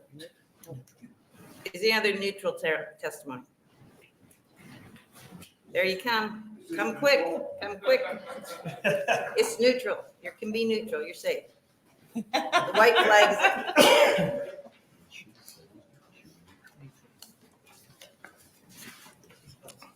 Well, hopefully I'm the last testifier on Groundhog Day. not as much as we hope. My name's Dean Edson, spelled DEANEDSON. I'm the Executive Director for the Nebraska Association of Resources Districts. Just presenting some testimony in neutral capacity. I appreciate all the work you've done on all this. This is tough, dealing with these property tax issues. I've dealt with these since I've started working with Farm Bureau since '86. And I know it's hard, but what I wanted to go over with you or provide to you, what was in my attachment in 1414, is what's happened to the NRDs to force their taxes up. as far as what you have, what you want to do with the funding for your property tax credits, we're fine with it. I do want to point out, we are not included in what you have in 1415, but we are included in the cuts of 1414. Not asking for state aid here at all, okay? We had the fertilizer tax removed in 2001. That funding for that went to water quality programs. That got dumped back on the NRDs to pay for. There's a little bit of money added to it, but the NRDs had to provide 160% match of property taxes. 2004, 962 passed. This is what I was talking about earlier. We have to provide all the offsets and offset for depletions to the river in the fully and overappropriated area. We've implemented that first increment, put 18,400 feet back into the river, which was required, cost the NRDs $57 million. There's a second increment going. We have to do more, plus keep up what we had in the past. That's going to cost more property tax dollars. Then in 2006, 933 passed. We have to provide 25 million gallons to the cities for new uses every year. 2011, state aid was eliminated. That was 1.4 million. We were told, you got room in your levy, take it up. All the state funds require 40% match, and those have to be property taxes. We can't use other sources of revenue for the match. Federal funds that we get also require local match. Those are typically around 40%. Just to highlight this year's taxes, we had 88 million. We're leveraging that into 234 million in additional dollars through federal grants and some state grants. Our levy, average levy for this year is 2.88 cents out of the 5.5 cent maximum. So happy to answer any questions you got, but I just want to make sure you had that information of the timelines. This is helpful. Thank you very much. Are there any questions from the committee? What is the overall budget of all the NRDs? And if you don't know, it's okay. I know that's a hard question, but do you have what is their? The total? Probably the total property tax. The total property tax asked for this year was 88 million in the budget total for all 23 NRDs. Okay. And about 30% comes from Papio. Papio is where we are. I know, I can't read that. Yeah. Never mind. We'll talk about that later. But I could provide you each one of those. That would be helpful, I think. Okay. Okay. Senator Merman. Yes, thank you for testifying. I guess in short, what you're saying is since at least some of the rural NRDs or most have been very conservative with their taxing in the past, large projects such as the Gothenburg project is something that the NRD will have difficulty funding in the future. Yeah, I'm glad you brought that point up. That's been kind of the problem here with this resource management, is where we really need the money is in those rural areas where we can get the offset water and do some things to offset the depletions to the river. Those rural districts don't have that full budget to do that. That's where what I was trying to point out with 1414, that if that Gothenburg plant pushes the cost up for the Central Platte NRD above that point where they have to go to the vote of people, it's over. Yeah. Thank you. Thank you very much for being here. Any other questions? Seeing none, thank you very much. Thank you. You're welcome. Happy Groundhog Day.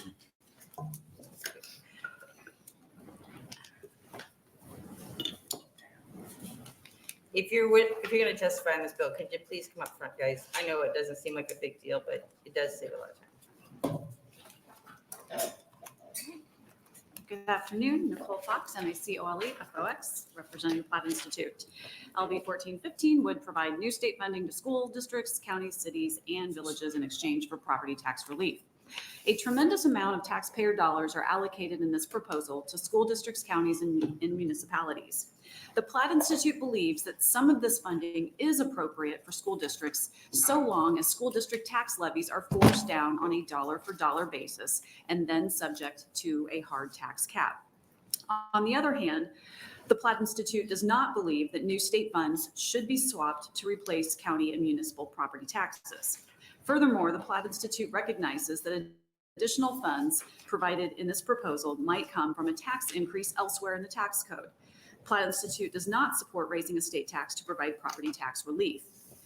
Under this proposal, more than $1.7 billion is dispersed across school districts, counties, and municipal governments for fiscal year 24-25, substantially more than is provided under current credit programs. By comparison, the Property Tax Incentive Act allocated $560 million for income tax credits to offset school district property taxes paid in calendar year 2023, an amount that current law increases by an allowable growth percentage after 2023. The Platt Institute believes it is good policy to reallocate these existing income tax credits for school property taxes paid in order to provide dollar-for-dollar property tax reduction. Indeed, anywhere from 20 to 40% of school district tax credits have not been claimed in recent years, which has left approximately $100 to $200 million of annual property tax relief with the state. Reallocated tax credits should provide a dollar-for-dollar reduction in school property taxes, and a new hard property tax cap should replace the existing soft cap.